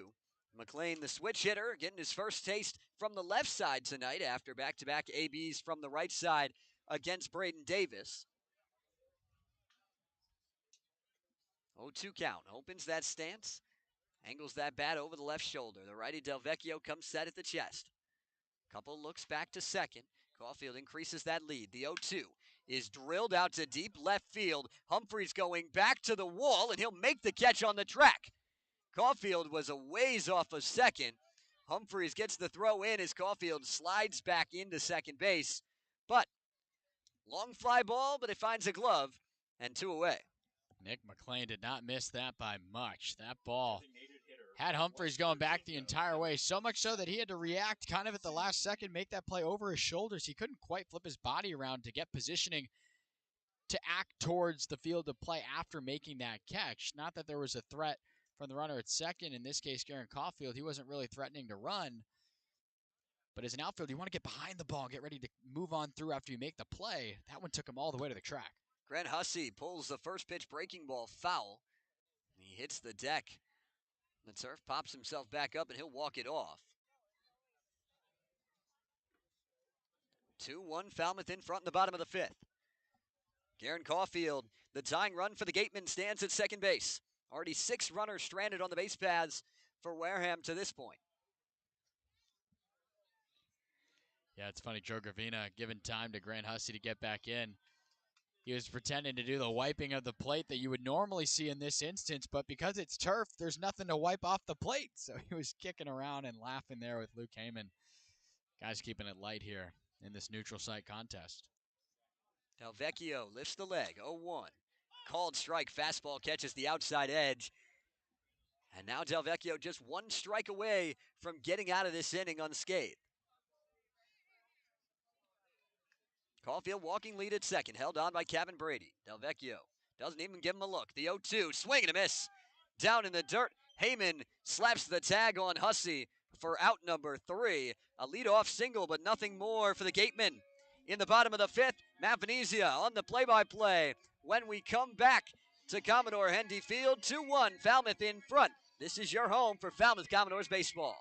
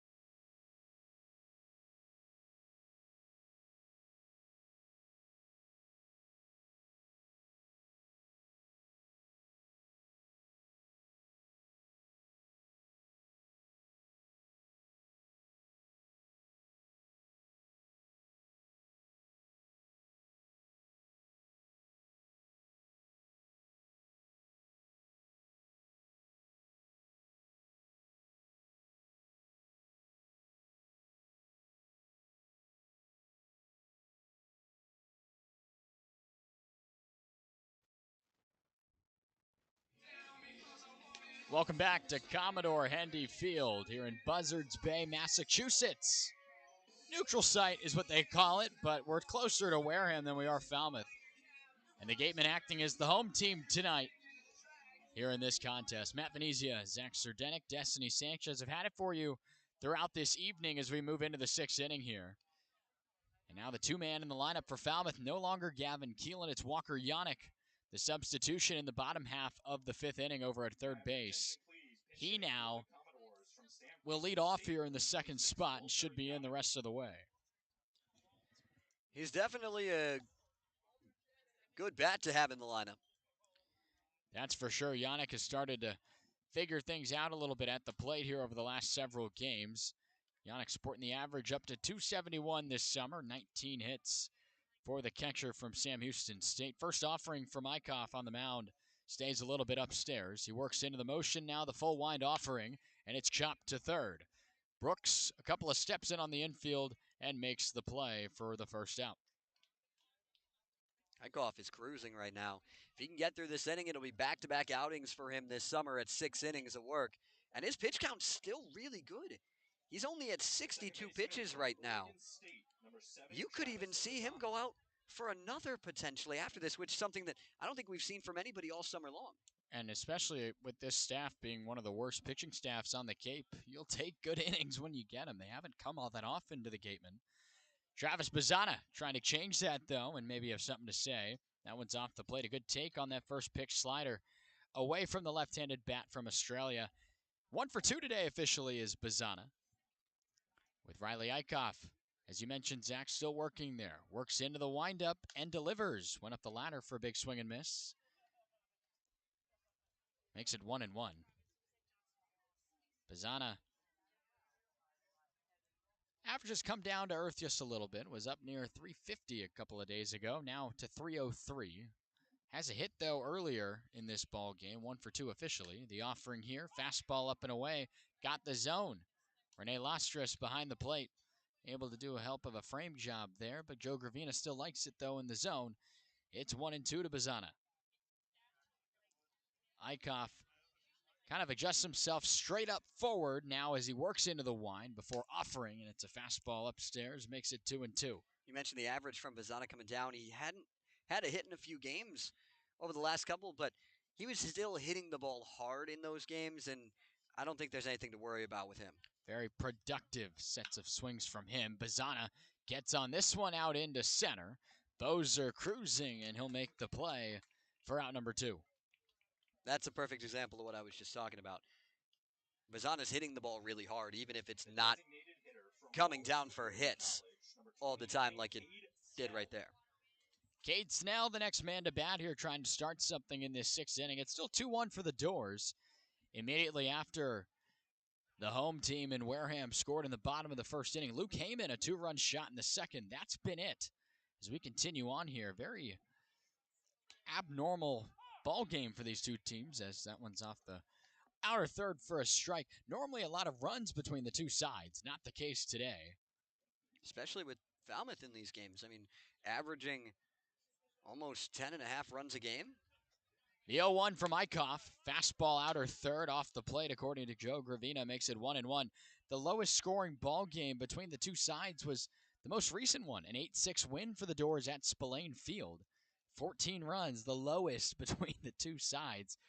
3 right now is where we stand in this top of the sixth inning. The 1-1. Snell hung on him a little bit. It's diving down into left, but in a cruising mood. Morton will make the play. The Doors go 1, 2, 3 and are retired rather quickly from Riley Eichhoff, who's cruising through 6. Falmouth defense when we come back from Mass Maritime.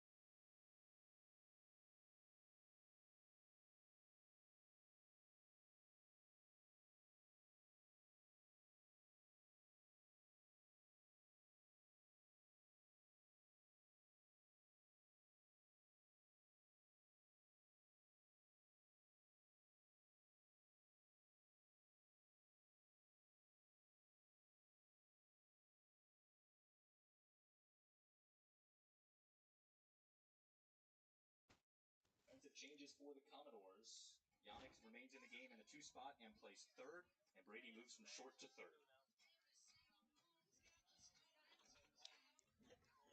Bottom of the 6th inning, ready to go. Cody Delvecchio back out there for Falmouth. The sun's starting to set here. It's beaming right in our eyeballs here, gathered and set up in our broadcast here just off of home plate to the right. Doesn't corrupt the view of us here, though, just seeing the ball in the field angled a little bit to our right. First offering to Rene Lastres off the plate. The 1-0 from Delvecchio. That's a fastball, and this one gets in there. I was just going to mention, Matt, we've talked a lot about the Cape League baseball skies. Well, tonight might be one of the best ones we've had. I agree. You got what appears to be some sort of clubhouse or hospitality building here at Mass Maritime. Straight away center, basically the batter's eye. It's a real pretty view here with that marina off in the distance out there and left. Got a good swing and a miss there from Lastres. Delvecchio wants to step off the mound here and rethink his plan of attack here. Lastres looking for hit number 1 against Falmouth this season. Was 0 for 4 back on July the 11th. He chops one here, though, towards Bazana at second. On about 5 or 6 hops to flip over in time from Travis for the first out. Talked to Bazana about the turf field today, and he said he's comfortable with it. Oregon State's field is turf, and he said he likes it a lot because it makes fielding easy, was his quote, because he doesn't have to worry about a lot of those tough hops. It's more true, and he's shown that today. He's been really sure-handed over there. Now it's Michael Brooks.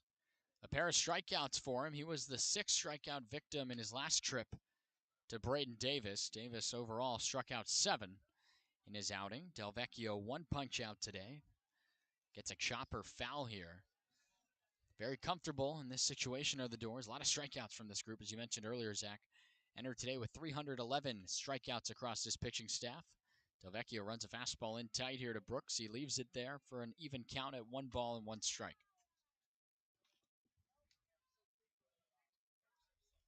Delvecchio, the righty, delivers. It's a chopper to Yannick at third. A couple of steps, and the throw from the usual catcher, and his dugout gives him a loud approval there, with Yannick making the first play perfect in his first try. Looked smooth. Ground ball to him. Wasn't hit too hard, but just came in, fielded well, and delivered across. Corey Morton will be the next man, getting ready for his senior campaign at UConn. Probably won't see his fellow Husky on the mound tonight, and Garrett Coe, we saw him yesterday. Might want to save him, as you mentioned on the broadcast yesterday, for a big matchup tomorrow against the Bourne Braves at the Gov. The 1-0 from Delvecchio just off the plate. Heyman thought it was in there. And you wouldn't mind having Joey Ryan for that game tomorrow either, but if the game continues like this, I think you're going to see Ryan tonight. Still setting up to be a save opportunity. The 2-0, a check swing. A call down. James Fonseca with a wave of no, he did not. Makes it 3 balls and no strikes here to Morton. The left fielder tonight has worked a walk in his first try and a sharp line out to John Spikerman last time.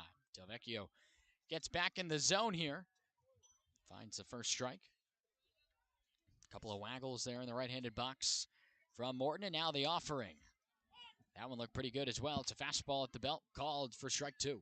Good job by Delvecchio to battle back. That's something you don't see a lot all the time from guys that are freshmen, although at this point they really aren't freshmen anymore after that freshman season, getting ready for year 2. A low ground ball here to the shortstop, Kevin Brady, moving from the hot corner to short, and he makes the play. Couple of ground ball outs. Retire the side in order. We're going to the 7th from Buzzards Bay.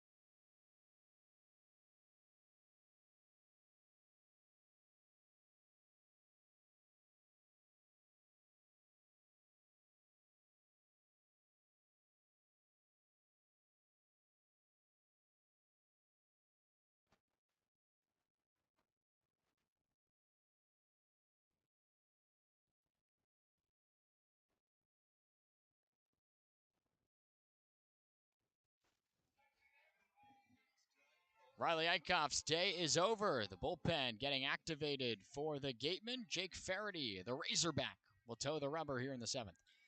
Faraday seeing the doors once again. He's been pretty good. He's an all-star in the Cape League, one of the better relievers on the summer this year, and one of the best relievers in this Wareham bullpen. And he's coming in a big spot. The Gatemen know they need this game, and they need it badly. Between this game and then they've got a doubleheader with Bourne on Monday. Those games are massive for the Gatemen's chance to try and really storm up from the bottom of this West Division and try and save any hopes of making the playoffs. Got really roughed up on July the 10th at Veterans Field against the Chatham-A's. Gave up 5 over an inning there. Skyrocketed the ERA up to over 8 now, but prior to that, really, really solid. Third time he's seen the Falmouth Commodores. And the first pitch here to Tyler McGregor off the plate. Gave him a breaking ball to start. McGregor left it off the plate there. Pair of balls in play for McGregor. 0 for 2 officially today. Biggest thing that Faraday struggled with in that last outing was walks. So see if the Doors get ahead in the count and try and make him work. McGregor chops this one back towards his own dugout here. A little bit of friendly fire there. The Florida Gator, Luke Heyman, waits in the on-deck circle. Big swing last time, earlier in the ball game for Heyman, but McGregor in the box now. The 1-1 from Faraday, big cut and a miss. Couldn't get that one. Appeared to be a fastball down in the lower half of the zone. Faraday ahead of it, got him where he want him now. A ball and 2 strikes to the big first baseman of Falmouth. Faraday works out of the stretch with nobody on. Lift to the leg. Dives the changeup downstairs. Good leave by McGregor. And he's worked it even now, 2-2. McGregor, as we mentioned, the 2 balls put in play. RBI knock the other day in Chatham. Had an RBI in that game. The 2-2. Sent straight back. Another fastball there. A lot of them here so far from Faraday. Making McGregor have to get on it here, and we keep battling. It's going to be tough for the left-handed hitters right now, too, with that sun coming in. They're trying to keep their focus forward on the pitcher, but that sun's got to be getting into the back of that peripheral vision and at least causing an annoyance. The offering here, it's a fastball up and away, never had a chance, and now the count has worked itself full for McGregor. You'd like to have a base runner aboard here to start the inning. Some ducks in the pond. Started out, Heyman's had men on in both of his at-bats today. You'd like that trend to continue here. Faraday lifting his glove there, getting set, and then now delivers it to his waist. The offering, same spot, fastball really high, and it's a walk. Leadoff base runner is aboard, and Luke Heyman steps in now. That's the first walk surrendered by this Wareham staff today. They're last in the Cape League. They've surrendered the most walks at 176. Well, it took a while for it to get to 177. One of the more impressive numbers off the card today from Riley Eichhoff, whose day ends 6 innings, 4 hits, only gave up the 2 runs on the swing from Heyman, no walks, and 6 strikeouts. He's had a tougher little bit on the Cape here, but again, from my experience with Eichhoff, if I saw that card here, that makes a lot of sense from the guy that I have taken on myself, and I also called games in high school with him on the mound. But obviously, as you mentioned, with this group that's really struggled, they don't get strikeouts, last in the Cape League in that number, and they give up the most runs, hits, walks. Riley Eichhoff did it all today on the mound. He was really good. He was in command of all 3 of his pitches, and when you can do that, that's when you can really be effective because you can keep hitters off balance. And he did so, especially after the Doors jumped on him early with the first pitch fastball. He was able to mix it up as the game went on. Now it is the Florida Gator, Luke Heyman. First offering, a big cut and a miss from Luke. Second inning, home run over the scoreboard here at Commodore Hendy Field. Gave Falmouth a 2-1 lead, and that is where we remain as we continue on through the later stages of this ball game. Right on right matchup here. Heyman in the right-handed box. Gets one off the plate. Still called for a strike, though. Looked like a fastball that got the outer third. Heyman steps out of the box, adjusts his helmet here, and now has to fight from behind now, 0-2. He's shown good fight so far in a lot of his ABs this summer. We'll see if he can do it again here. Just 5 hits and 30 tries for Luke Heyman this summer. Trying to build that average up a little bit here. Just off the plate. Trying to work him backwards there with another fastball from Faraday. That's a real good lead from the Gator. And he finds himself another opportunity here. You'd like your bullpen if you're Falmouth down the rest of this game in a close ball game. But you'd certainly like to find some insurance as we continue on. The 1-2. Heyman got another fastball, and he chops it straight back once again. That's the type of battle that I was talking about, that he's really shown this summer, just finds his way through again and again and again. The Commodores trying to pick up win number 4 already this season against the Gatemen. Part of the Doors' 5-10-1 record against the West Division. More than half of them are against this Wareham Gatemen group right here. Take what you want with that. The 1-2 offering from Faraday, wave and a miss. Heyman, little late on that heater, got 5 of them in that at-bat. And he walks back to the dugout for the first out of this inning.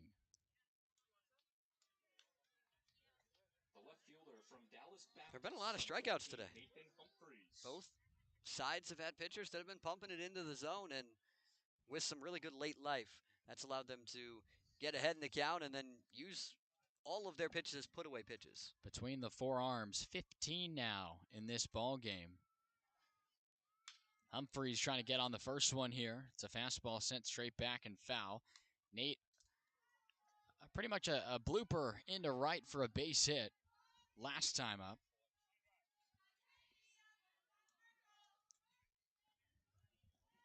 Faraday, glove on his chest there from the left side, and now becomes set there, ready to deliver here. Ahead in the count, 0-1. Fastball to Humphreys, stays upstairs pretty remotely, just using that heater right now to work ahead. It's not a bad way to live, except for when one of these big power bats like Humphreys, who's starting to figure it out. Again, those 2 extra base hits in consecutive games, has hits in 3 straight. Does Humphreys there from the left side. Faraday lifted the leg and gets into the motion, and it's sliced foul from Nate. Checks his bat. He might need a new one here, and that makes it a ball and 2 strikes. Humphreys is homered against the game, and they know what he can do. He's not a bat that they want to mess with. Well, that old bat wasn't, and he's hoping that the new bat isn't either. You mentioned the home run that Humphreys was able to get against the Gatemen at Spillane Field. That was part of an 11-5 win for Falmouth back on July the 1st. The Doors lost the opener of the season against these Wareham Gatemen, 11-10, but since then, 3 consecutive. But they've all been good games with a lot of offense across both sides, and this one is the outlier. The 1-2, and Humphreys got another heater and sends it over the fence foul. The arms today have been very, very good from both sides. There's not a whole lot to write about here. We talked about the strikeout numbers. Eichhoff gave up 4 hits, only 1 given up by Braden Davis. The 1-2 count. And Humphreys again. Another fastball, and he sends it over the press box foul. Just continuing to fight. That's what we saw from Heyman. That's what we're seeing from Humphreys. That's what we've seen from this team over the second half of the season. And now we're getting into, it's even been more of the second half. After that first 15 games, this team flipped a switch. They're working better ABs, and they're continuing to find more and more success. The Patriot from Dallas Baptist still battling here. Behind 1-2, and it's a fastball on the ground. It's short. Coming in, a go over to first, and that's a good play by Cologne. Didn't have a play at second with McGregor, decides better of it, and it's a 6-3 putout for out number 2. Cologne's so smooth out defensively, whether it's at short or third, just makes it look really easy.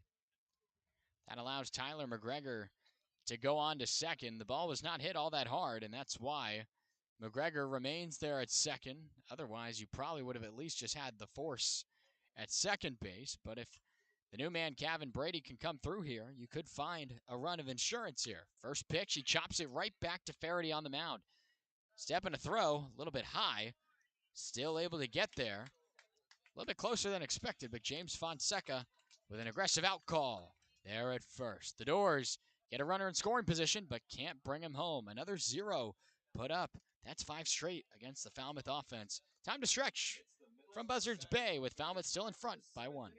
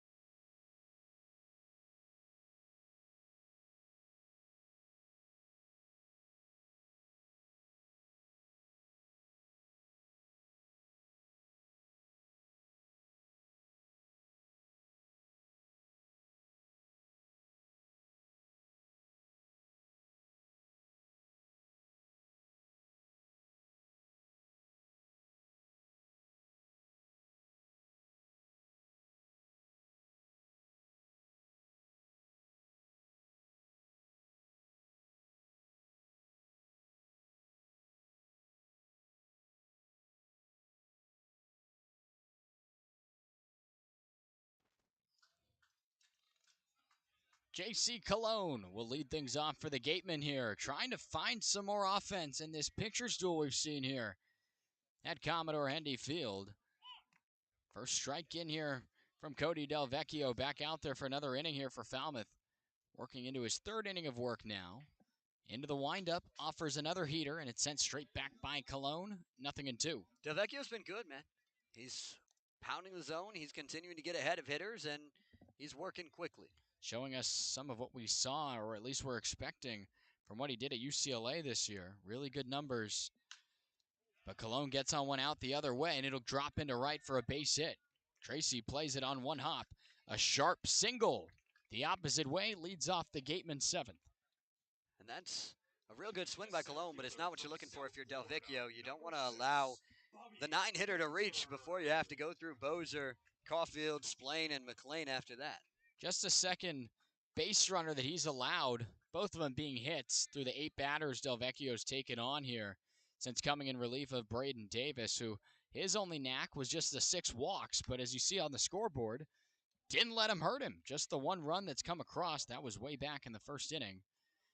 It was leadoff walk to Bobby Bozer. He came in to score on a Nick McLean sacrifice. Fly out to center. The 1-0 runs a little bit in tight here to Bobby Boza. The South Florida Bull steps out of the box. Ahead of the count, 2 balls and no strikes. Del Vecchio now working out of the stretch. Big deep breath, lifts his leg and fires one off the outer third. Another heater off the plate, and it's 3-0. Was ahead 0-2. Gave up the base hit, and now playing with fire here, not trying to give up another base runner here in consecutive attempts. The 3-0. That one's off as well. It's a 4-pitch walk. The second walk surrendered on 4 pitches to Bobby Bozer today. The ball game led off with 4 consecutive misses from Braden Davis. And now it's second and first in the 7th with still.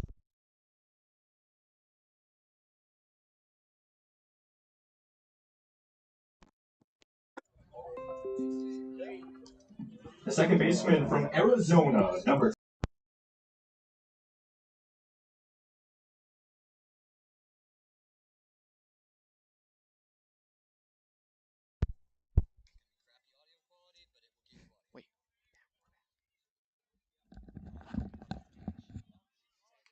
Laying down the bunt, and it's sent along the first base line foul.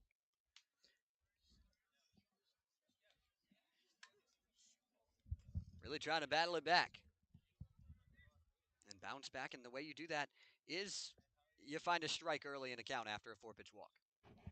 It's a big spot here. There's action in the bullpen. Cash Thomas getting loose for the Commodores. Could be the next man to go after Del Vecchio here. He looks to second to check on as this one's popped foul again. Another bunt effort in the box from Grant Caulfield. Now that's one way to do it. 2 foul ball bunts, and you're ahead 0-2. Yeah, he sent that one over the backstop.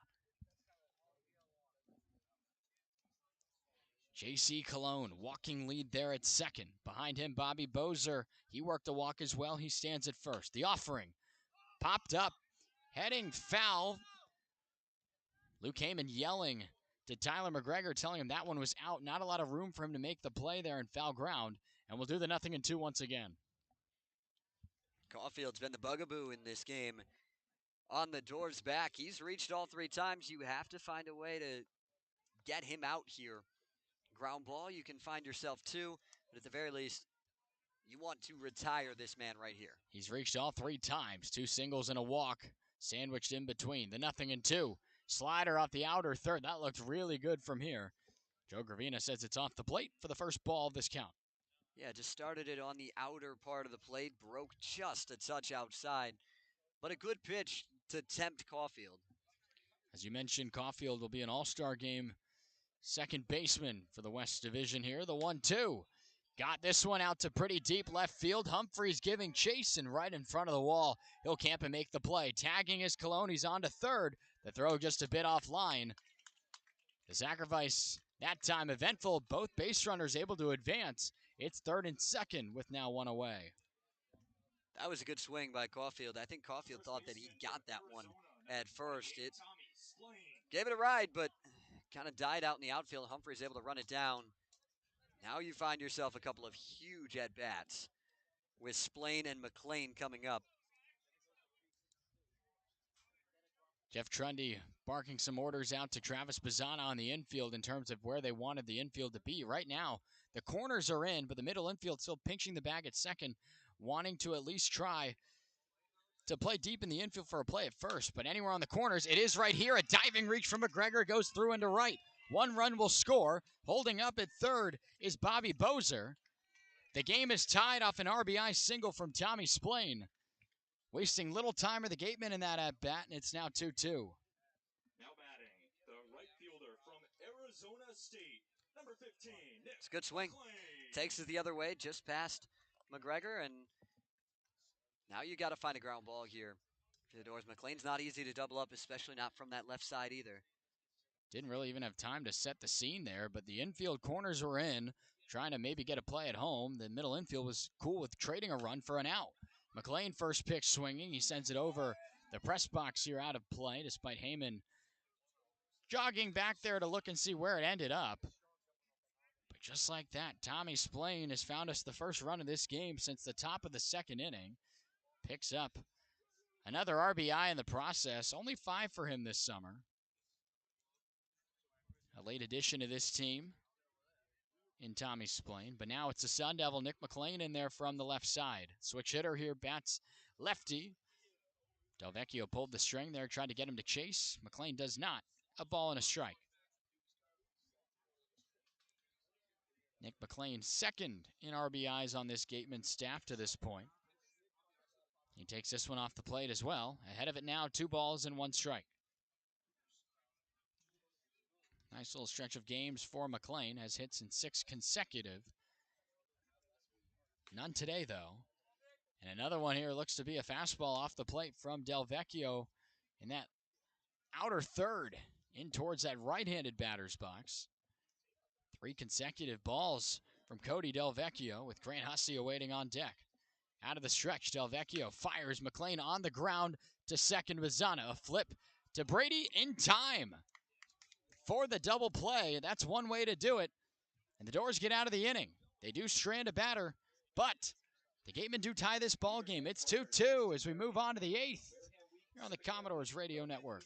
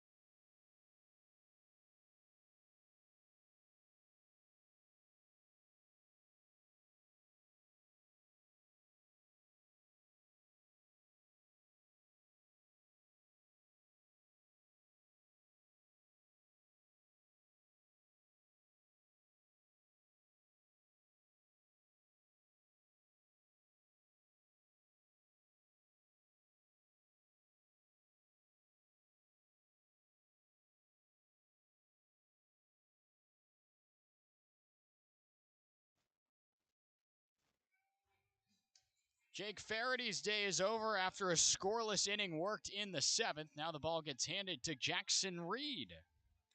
Jackson Reed had himself a good year this season, trying to get self going at Lenoir-Rhyne. He earned himself a spot as a transfer. He's headed to Western Carolina, looking to continue his career with the Catamounts. This season, 6-1 at Lenoir-Rhyne with a 4.33 ERA. This just his second outing with the Gatemen. His first one only lasted 1/3 of an inning. He faced 2 batters, got 1 out, gave up 1 hit. We'll see 2 consecutive from the left side before seeing Walker Yannick, who's been a substitution now in the 2 spot for Falmouth. Tab Tracy, first pitch, chops it along the first baseline and foul. In a brand new ball game now, 2 aside because of the recent effort from Tommy Splain in the 7th.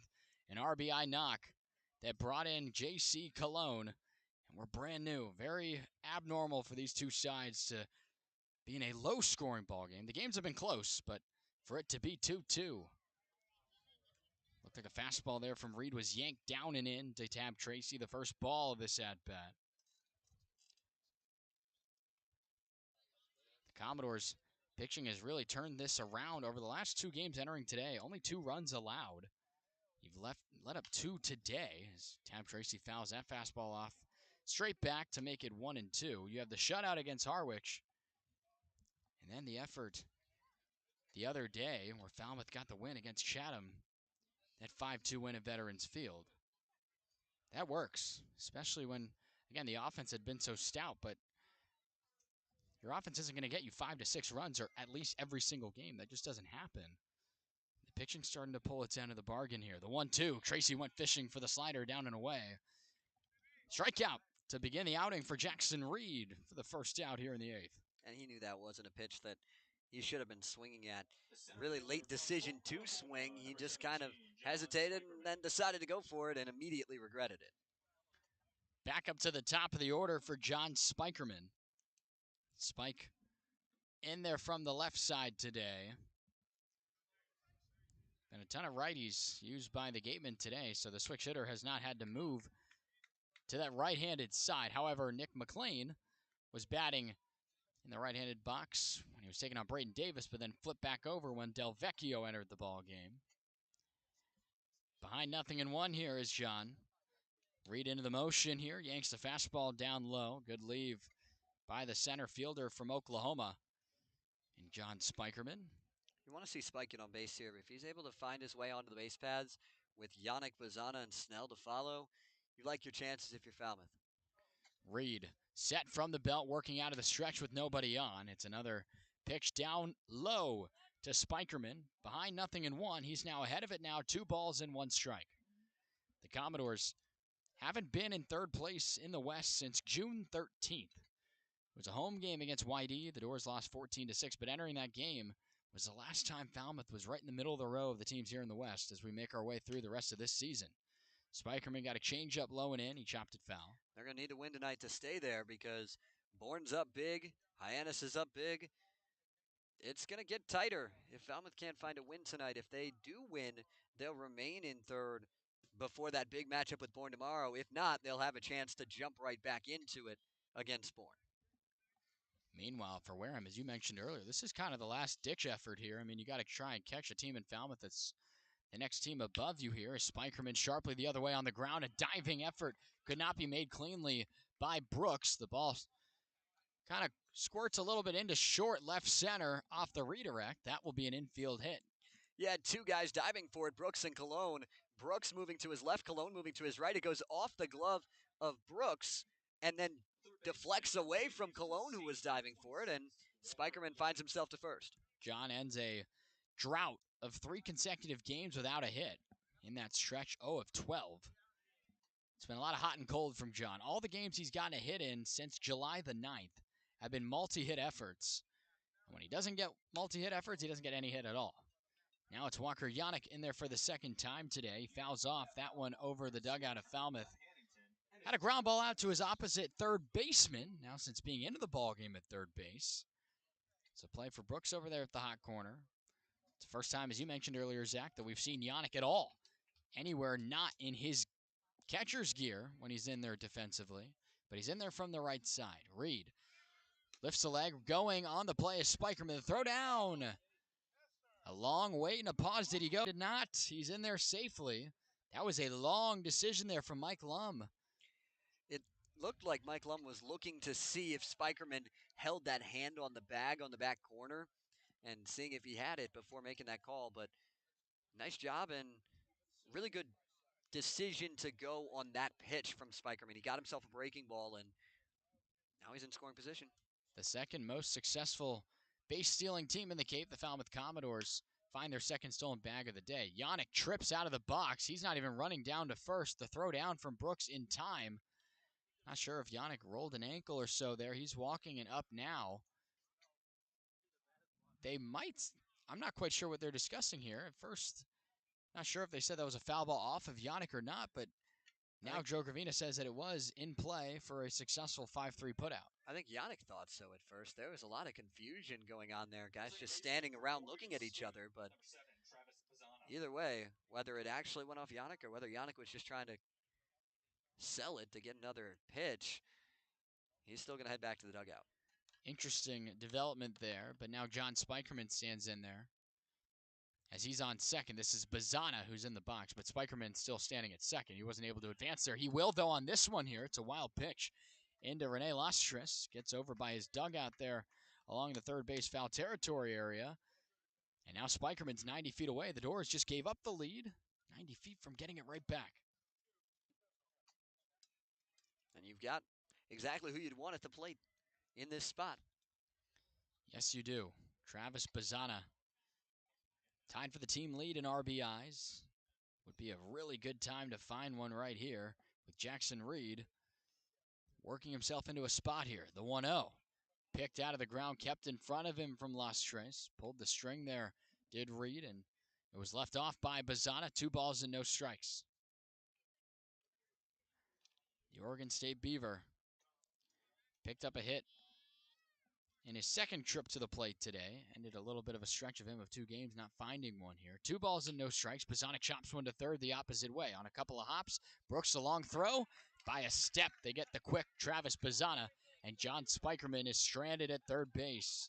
Falmouth, close chance to try to get the lead right back, but we remain deadlocked going to the bottom half here from Buzzards Bay.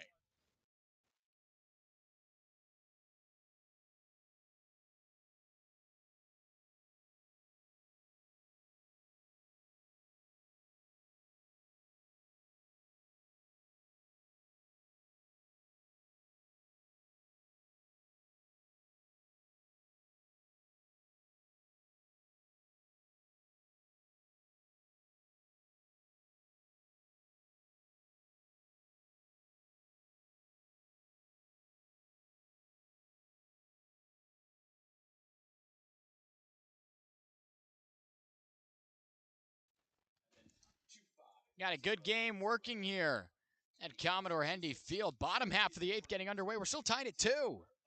But around the league, more action continues, and Destiny Sanchez has our scores. Thanks, Matt. The Harwich Mariners defeated the Cotuit Cavaliers 10-2. The Bourne Braves lead the Brewster Whitecaps 8-2 in the bottom of the 6th. The Hyannis Harbor Hawks are ahead of the Orleans Firebirds 9-2 in the top of the 6th. And the YD Red Sox are tied up with the Chatham Anglers 3-3 in the bottom of the 4th. Good close game working for us here. There's a new arm on the mound for Falmouth after 3 really good innings from Cody Del Vecchio. It's Cash Thomas taking the ball here in a very high leverage opportunity in this bottom of the 8th. It is. It's going to be a good shot to see what he can do. If he is locked in location-wise, he's one of the toughest guys to hit out here on the Cape because he's got such good velocity and his breaking ball is so much slower that the pitch differential can really be tough with the speeds. But at the end of the day, it's been about finding that location. We'll see if he can do it tonight. He struggled with walks. His first outing, he had 6 of them on the road at Eldridge Park in Orleans. Gotten better, though, over the last couple. But walked 3 batters and only went 2/3 of an inning in that loss to YD the other day, 7-4. It was that Brewster outing, a 9-2 win for the Doors. He went 2 innings, only walked 2 men in that one. You'd like an outing similar to that here. But as you mentioned, Zach, we could possibly see, even if it's not a save situation, Joey Ryan at some point in this game as well. That's kind of who I was expecting to see at some point, but we'll find out. We still could. And I think if it gets to one of two situations, you're definitely going to see him. If they get a lead in the top of the ninth, you're going to see him. If the game goes to the 10th inning, I think you're also going to see Joey Ryan, whether or not Falmouth is able to score in the top half. I think you'll see Joey Ryan to come in and try and close out and earn Falmouth at least a point if this game goes to extras. The rising sophomore in Cash Thomas, a fireballer, throws a mid-90s fastball. Also uses those other pitches as well to help him out. But most of the time, you're getting the hot stuff from the guy on the mound right now. Well, and especially if he's not able to find the zone, he's been throwing more fastballs. When he is in the zone with his fastball, it opens up so many more possibilities for him. The fact that both managers have only had to go to 3 other arms right now to this point of the game against in a matchup with Falmouth and Wareham, they'd be probably pretty surprised to hear that if you told them that at the beginning of this game. Cash Thomas starts with a fastball low and in, missing for a ball, with Grant Hussey leading us off here. Rather, it's a pinch hitter, excuse me. It's a new man in the lineup here now, taking over for Hussey in his spot.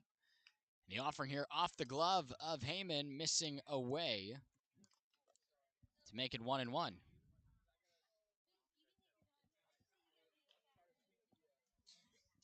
Gonzalez in there from the left side. The offering from Cash Thomas behind 2-0. It's a fastball over the outstretched reach of Luke Heyman. It clicks off the chain link fence and kind of caroms back into the infield. That's what we were talking about with that fence. It can take all sorts of hops back there. 3-0 here now to the Hurricane from Miami. And this one missing low and in, away from Heyman again. Not a good start for Cash Thomas on the mound. It's a walk on 4 pitches. The catcher from UNC Charlotte, number 7, Rene Lastris. Rene Lastris, the next guy. The transfer heading to UNC Charlotte, as you mentioned with us earlier, Zach. But now you have to contend with Dory Gonzalez standing there at first base with that walk. Rene Lastris to this point, 3 strikeouts. The sombrero waiting for him when he gets back to the dugout. Should he walk back with another K?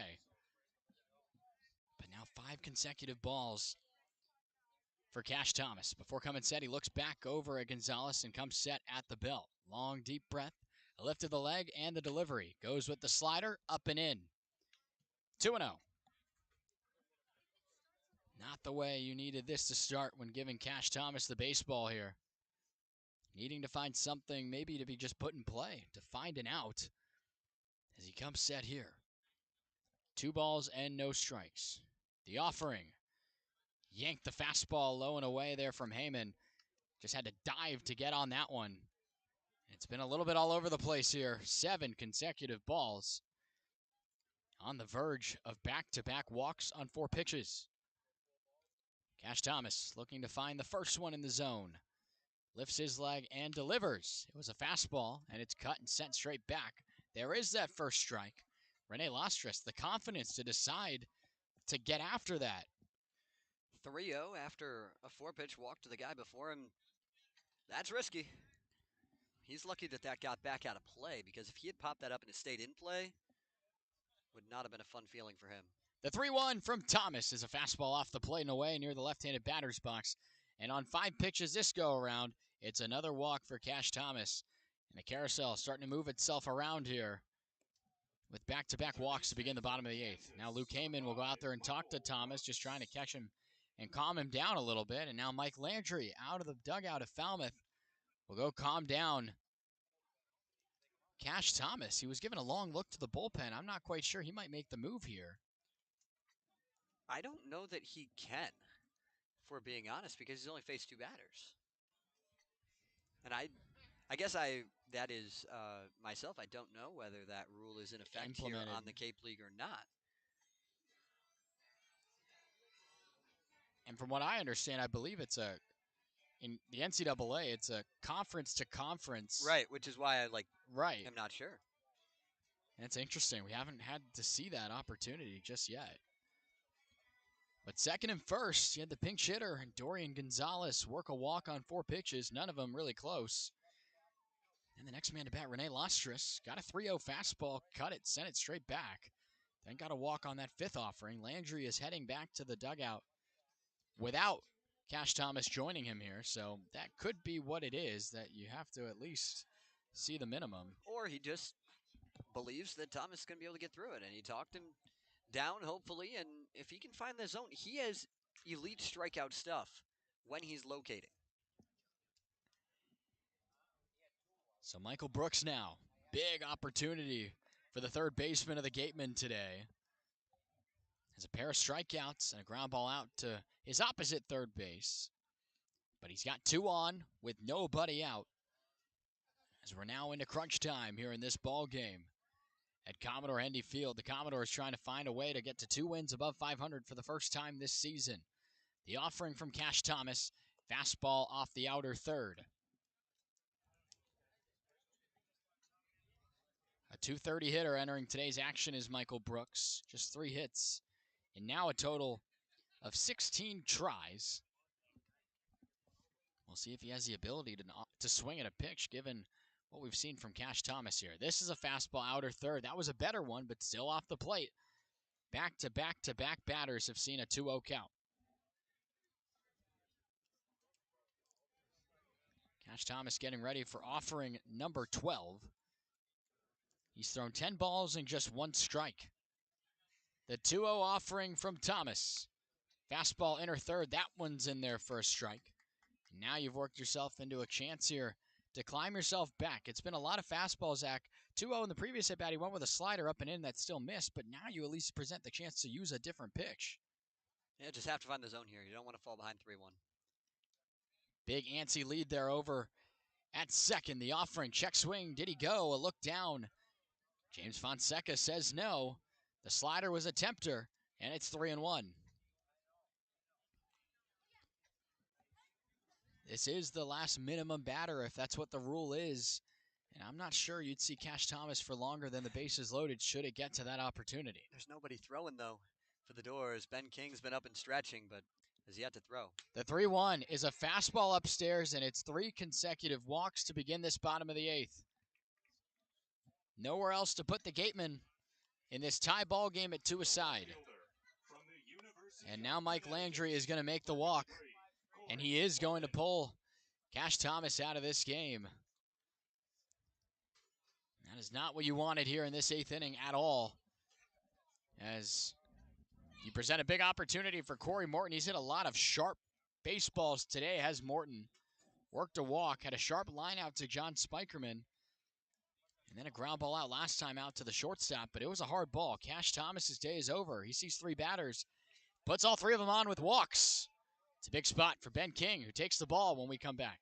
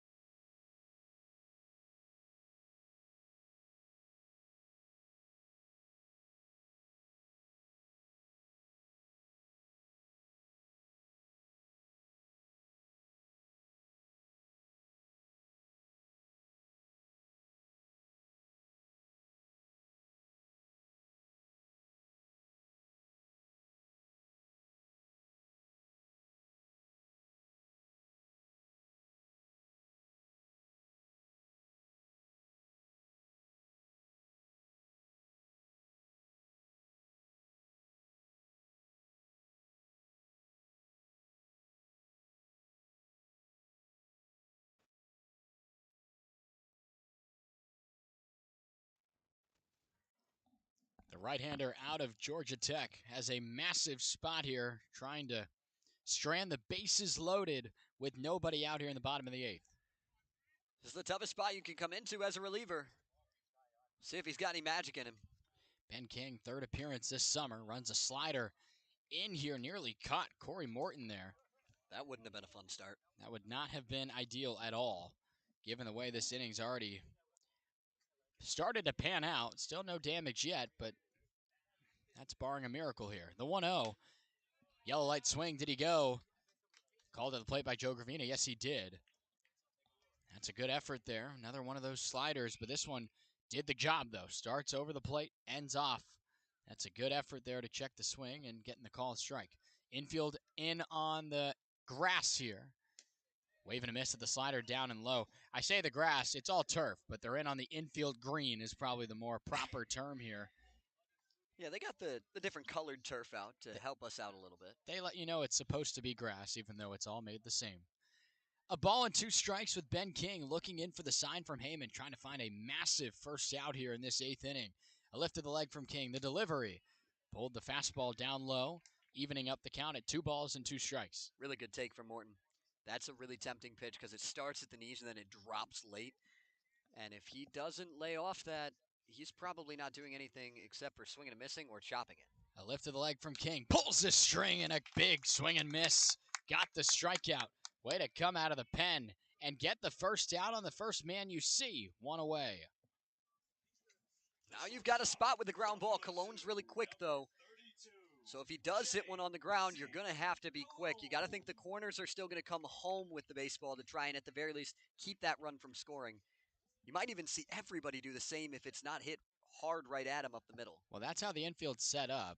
At the corners, Yannick McGregor in on the infield green. Slider off the plate, misses for a ball away from J.C. Cologne. Gavin Brady at short, and Travis Bazzana at second, or pinching the bag at second. They could turn 2 if they get a ball at them.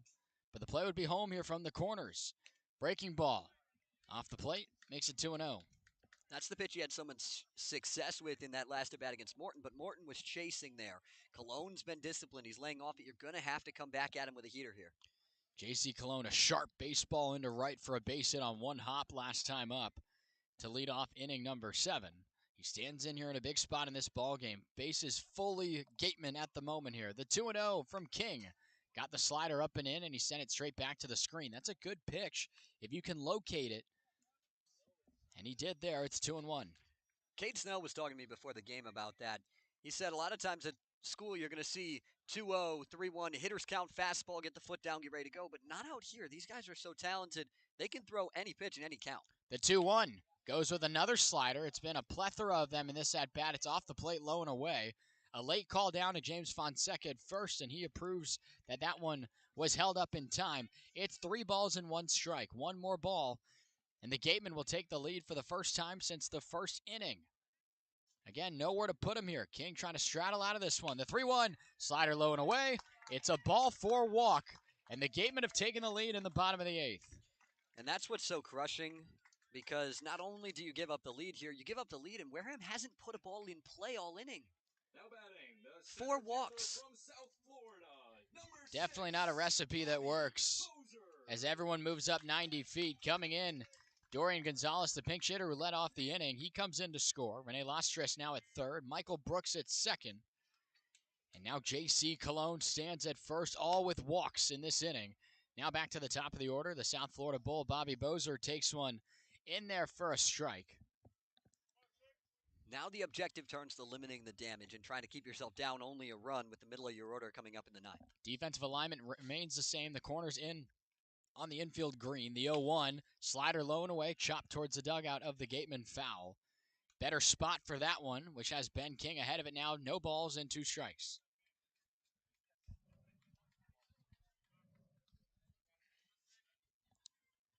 Tough spot for the Yellow Jacket from Georgia Tech to get into the ball game for, but as you mentioned, Zach, got to limit the damage here, still with only 1 out up on the scoreboard. King gets the sign, sat at the belt, and offers a 0-2. Another slider, low and away. It's a good tempting pitch, but it's off the plate for a ball. Have not seen a lot of fastballs from King Even the first pitch that he threw to lead off this part of his outing to Corey Morton was that slider up and in. A ball and 2 strikes from King. Pulls the slider way early and foul. Got to think he was looking for the fastball here and was way out in front. He was trying to jump on whatever it was up there and just couldn't hold back on it. We continue on with a ball and 2 strikes from Bobby Bozer. Garen Caulfield, should he get a chance to bat, he's awaiting on deck. King, big deep breath, lifts his leg and fires. It's that slider low and away. Heyman picks it out of the ground for another ball. 2 balls and 2 strikes. Again, have not seen anything but sliders in this at-bat. It's been a lot of them in this outing so far from King. To his credit, he's had a good feel for it. It's moving real well, and he's gotten the swing and miss on it when he's needed it.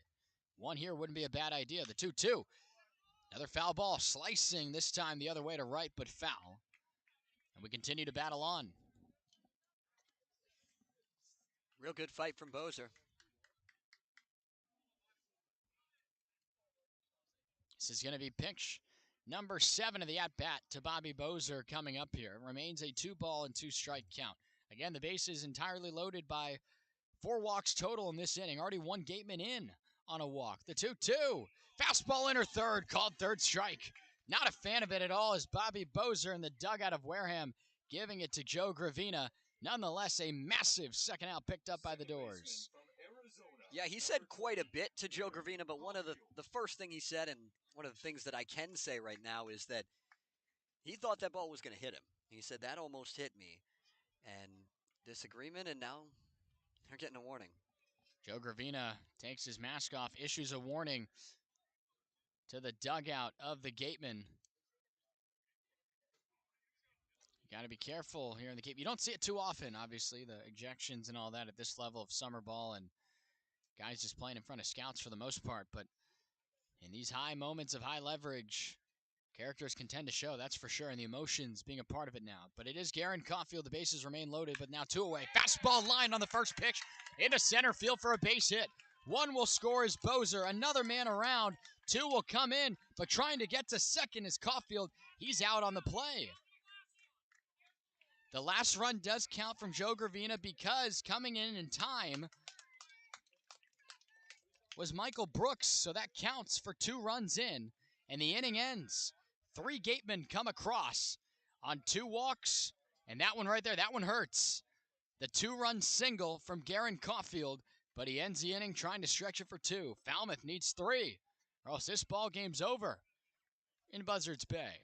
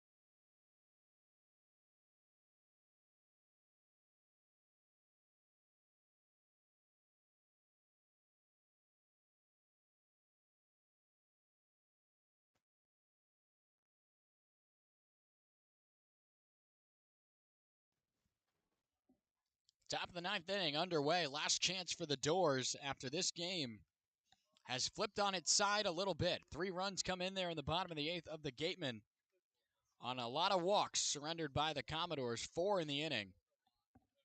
And now you're chasing 3. First pitch that Snell sees in a 1-0, and he bloops it into right field for a base hit.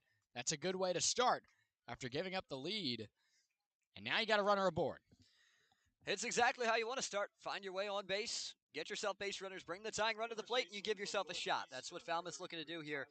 History not on the Doors' side right now. 16-0 this season when leading after 8.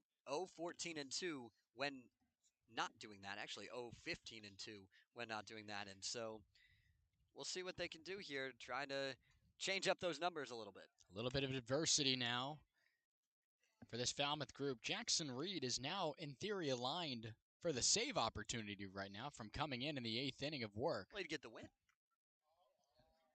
That's right. He would get the win. But it makes it now 1-0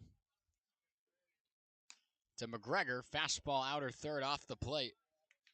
Misses 2-0. So after that base hit from Snell, a second of the game, now McGregor in a hitter-friendly opportunity, and the home run swing of Luke Heyman awaits in the on-deck circle. Good part of the lineup to have up here when chasing a big number like 3 is. Jackson Reed set at the waist, lifts the leg and delivers. Fouling it off is McGregor.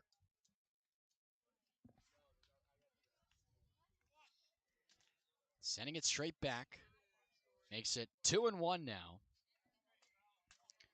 Pretty baseball sky here as the sun is set here at Commodore Hendy Field. The lights upon us here, illuminating this all-turf ballpark. Fastball upstairs, misses. It's 3-1 now. Looking for one pitch in one spot. You don't want to risk chasing something that you don't need to and ending up with an out here or worse, 2 outs when a walk would bring up the tying run. Yes, it would. A good guy to have in that spot as well.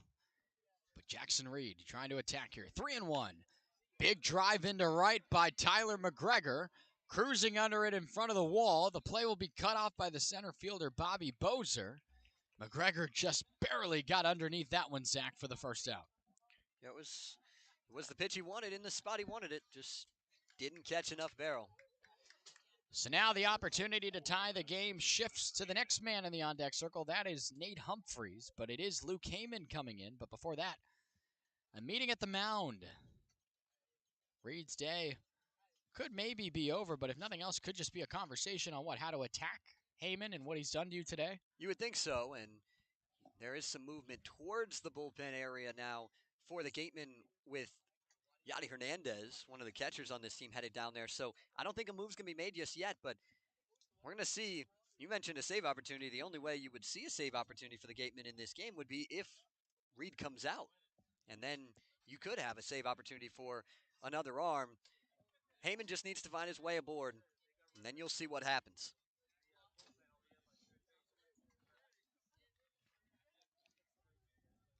Reed still out there trying to close it down here. Picked up the first out there on that long put out off the bat of Tyler McGregor. And it's Luke Heyman now digging in from the right-handed batter's box. Right on right matchup, the first pitch. Yanked the fastball low and away to the Florida Gator in the box. Makes it a ball and no strikes. Heyman up to this point. That home run back in the second. The only bit of offense for Falmouth to this point. And 2 consecutive strikeouts after that. Waving his bat towards Reed on the mound, waiting for him to get set, and that's what he does right now. A lift to the leg, and the offering. Heyman got jammed on it. He sends it out the other way, and it bloops and dives into right field for a base hit. Cade Snell's going to go first to third, and 2 hits in this inning. Now have him on the corners with 1 away. Not Heyman's greatest swing, but it finds grass, and that's what you're looking for, or finds green turf, I guess, to put it better. But like we said at the beginning of the inning, you bring the tying run to the plate, then you have a shot. A massive spot for Dallas Baptist is Nate Humphreys now. Nate in the lineup for the 3rd consecutive time this season now. The most in a such streak for Mr. Humphreys in there from the left side. Picked up a hit in his second go-around today. 1 for 3, though. First pitch swinging, and he slices that one foul over the dugout of the Gatemen, who are on the edge of their seats now, trying to see this ball game unravel right before our eyes here, but a big spot for the Doors trying to crack into the scoreboard as well. It was a 3-run inning by Wareham with the help of a ton of walks and a 2-run single.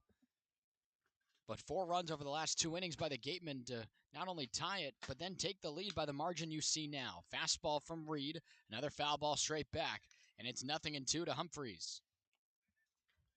Reed's doing a nice job battling here in this spot after falling behind 3 straight hitters for the Doors. He's finding the zone again. A waggle of the baseball bat from Nate Humphreys, a big knee bend from him, widens the stance here.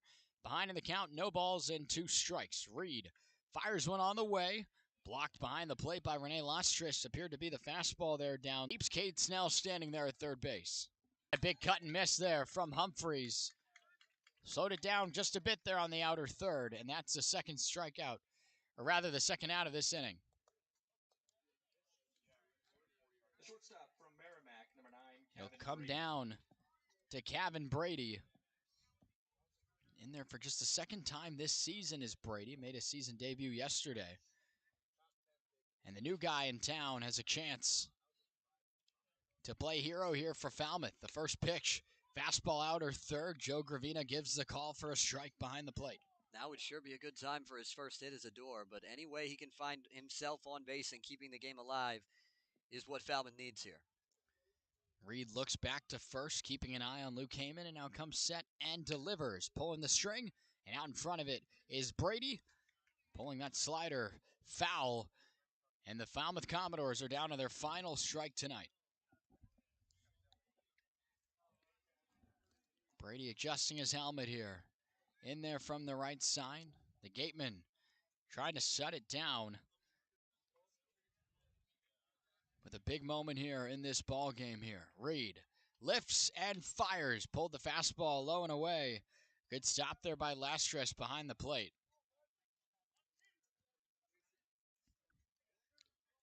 And again, a very atypical ball game here between these two sides. Not a lot of offense at all in this one, but credit to the Gatemen pitching staff for keeping Falmouth on edge. Just 7 hits for the Doors in this ball game here. With Falmouth down to its final strike. The pitch, check swing, he did go. And that ends the ball game. Joe Gravina made the call himself. Kevin Brady could not hold up. And the Wareham Gatemen are victors for just the second time this season against the Falmouth Commodores, and just Wareham's second win in the last 10 days. That one hurts, Zach, and it hurts a lot. Well, it hurts because you gave it away. And it's a game that Falmouth has to feel that they should have won and did not. And at the end of the day, they're still okay. They've got a 4-game advantage on this Wareham team for the final playoff spot. But it's definitely less than ideal. This ball game wraps up at 8:38, 2 hours and 38 minutes. Good time here at Mass Maritime. So grateful to the Cape League and Mass Maritime Academy, able to work it out to have this contest here at this neutral site. It was a lot of fun to bring this ball game here from a different field. But nonetheless, the Falmouth Commodores, again, in an effort and in a game that this team certainly played well in. I mean, it was just such a good effort from Riley Eichhoff. Right out of the gate, the pitching really showed that it was going to be the theme of this ball game, and it really was. It was. Pitchers were good, and overall, everybody was good, but Falmouth just couldn't get Garen Caulfield out. 3 hits, pair of ribbies, including the 2 late. Just tough night. Tough night indeed. The Commodores put up 2 runs on 7 hits, no mistakes in the field. And the Wareham Gatemen 5 runs on just 5 hits and no mistakes. Again, offensively, it was the day of the Doors. But again, the 3-run 8th inning on all those walks. And then the dagger was the 2-run single from Garen Caulfield that pretty much put this thing on ice despite the effort from Falmouth there in the top of the ninth. 11 walks. You're not going to win many games when you walk 11 guys. And Falmouth found that out the hard way tonight. The Doors fall in this one 5-2, demoting themselves to 16-16-2. With a chance here to gain some ground on the West, coming up empty here. We'll probably switch spots with the Bourne Braves with 3rd and 4th, but you get a chance tomorrow at the Gov to get that back against those Braves. It's a big matchup. You're not going to want to miss it. Not at all. We'll have it for you on the Commodores Baseball Network. We're all done from Buzzards Bay here. The Gatemen take it from the Commodores late in this ball game, 5-2. And we hope you join us tomorrow for baseball at the Gov, and probably the biggest game to this point in the season when the Bourne Braves come to Falmouth in a massive square-off in West Division action. But until then, for my partners and broadcasting friends here with the Falmouth Commodores, for all the folks that helped you on social media, have this ball game for you on the social handles. For Destiny Sanchez with reports throughout the ball game, for my play-by-play broadcasting partner, Zach Sardenik, I've been Matt Venezia saying so long and good night from Buzzards Bay, and we'll see you tomorrow when the Commodores take on the Bourne Braves. We'll see you then.